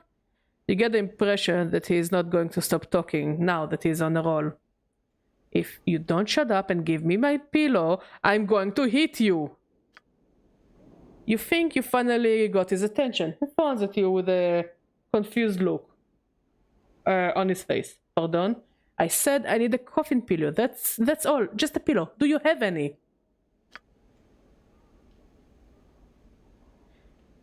He looks relieved and smiles. The pillow! Ah! I thought you might need the entire coffin. Can't take the Hamris and just throw him to a river or something? Puts his hands on his chin again. I'm so sorry, but I'm out of stock on pillows right now. You know, if I was a different streamer, I would throw the controller across the room. But I won't, because I am better. But also, fuck Hamris. I don't know when I'll have them again, with all the warehouse being closed and all. Yes, you mentioned the problem. What was that about again? Yeah. The warehouse where I store my goods is having internal problems of some sort. New management or some such nonsense. I haven't been able to replenish my stock of late. He frowns. The Harmonium would never let things get so out of hand as to cause distress to its customers.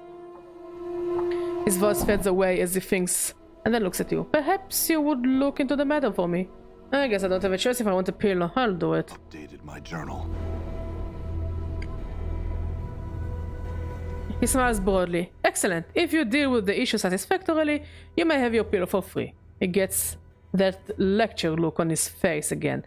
That may not seem like sufficient payment, but let me tell you about the construction of those pillows. No, thank you. I'll just get started on this right away. Farewell.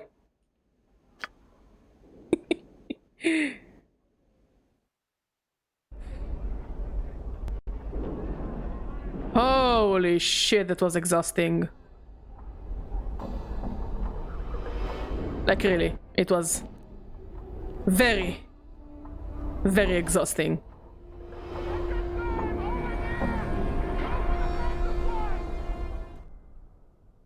Well, at least we're back to our besties in the warehouse. No, what are you doing? He's there. I would like to claim something. And what was it you were looking for exactly? I'm here to retrieve a pillow of Hamris, the coffin maker. A pillow? I could certainly use a pillow. A big stone pillow. I just want a fucking pillow. Here's your pillow, Master Hamris, and good luck sleeping with it. Can I get anything else? No, thank you. Farewell. Farewell, we're at the vault of the Ninth World Value. Your business, please return. Yeah, I'll bet. We have a pillow.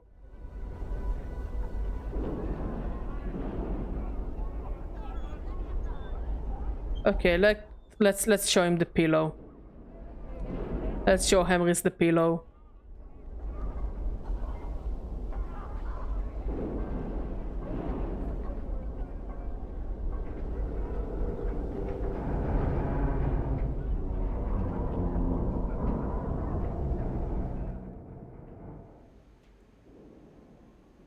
Henry smiles at you. Good day again, Cutter. Did you get the pillow you were looking for?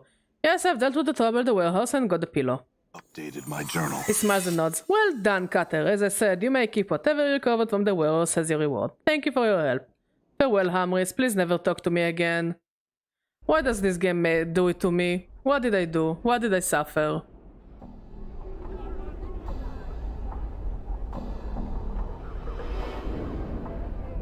Who did I wrong?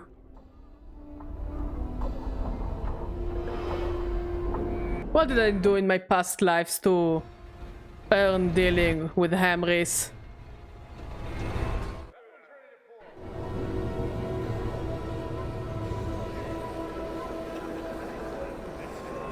I think we will call it a stream here before we give him the pillow.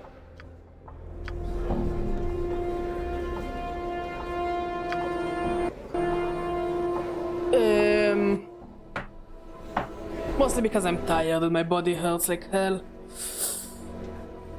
So yeah, next stream I think we'll finish chapter 2. Or at least be almost ready to finish chapter 2. And that will just leave us with chapter 3, which is long, but it also seems like the end game. So yeah, I think we have passed halfway through the game, so that's cool, I guess.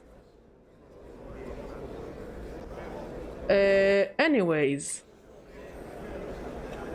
I'm going to sleep. Thank you for watching. Thank you for talking. Thank you for being amazing. I love and appreciate all of you. And I'll see you all maybe on Thursday. I don't know what's the deal with D&D night, so we'll have to see. Bye bye.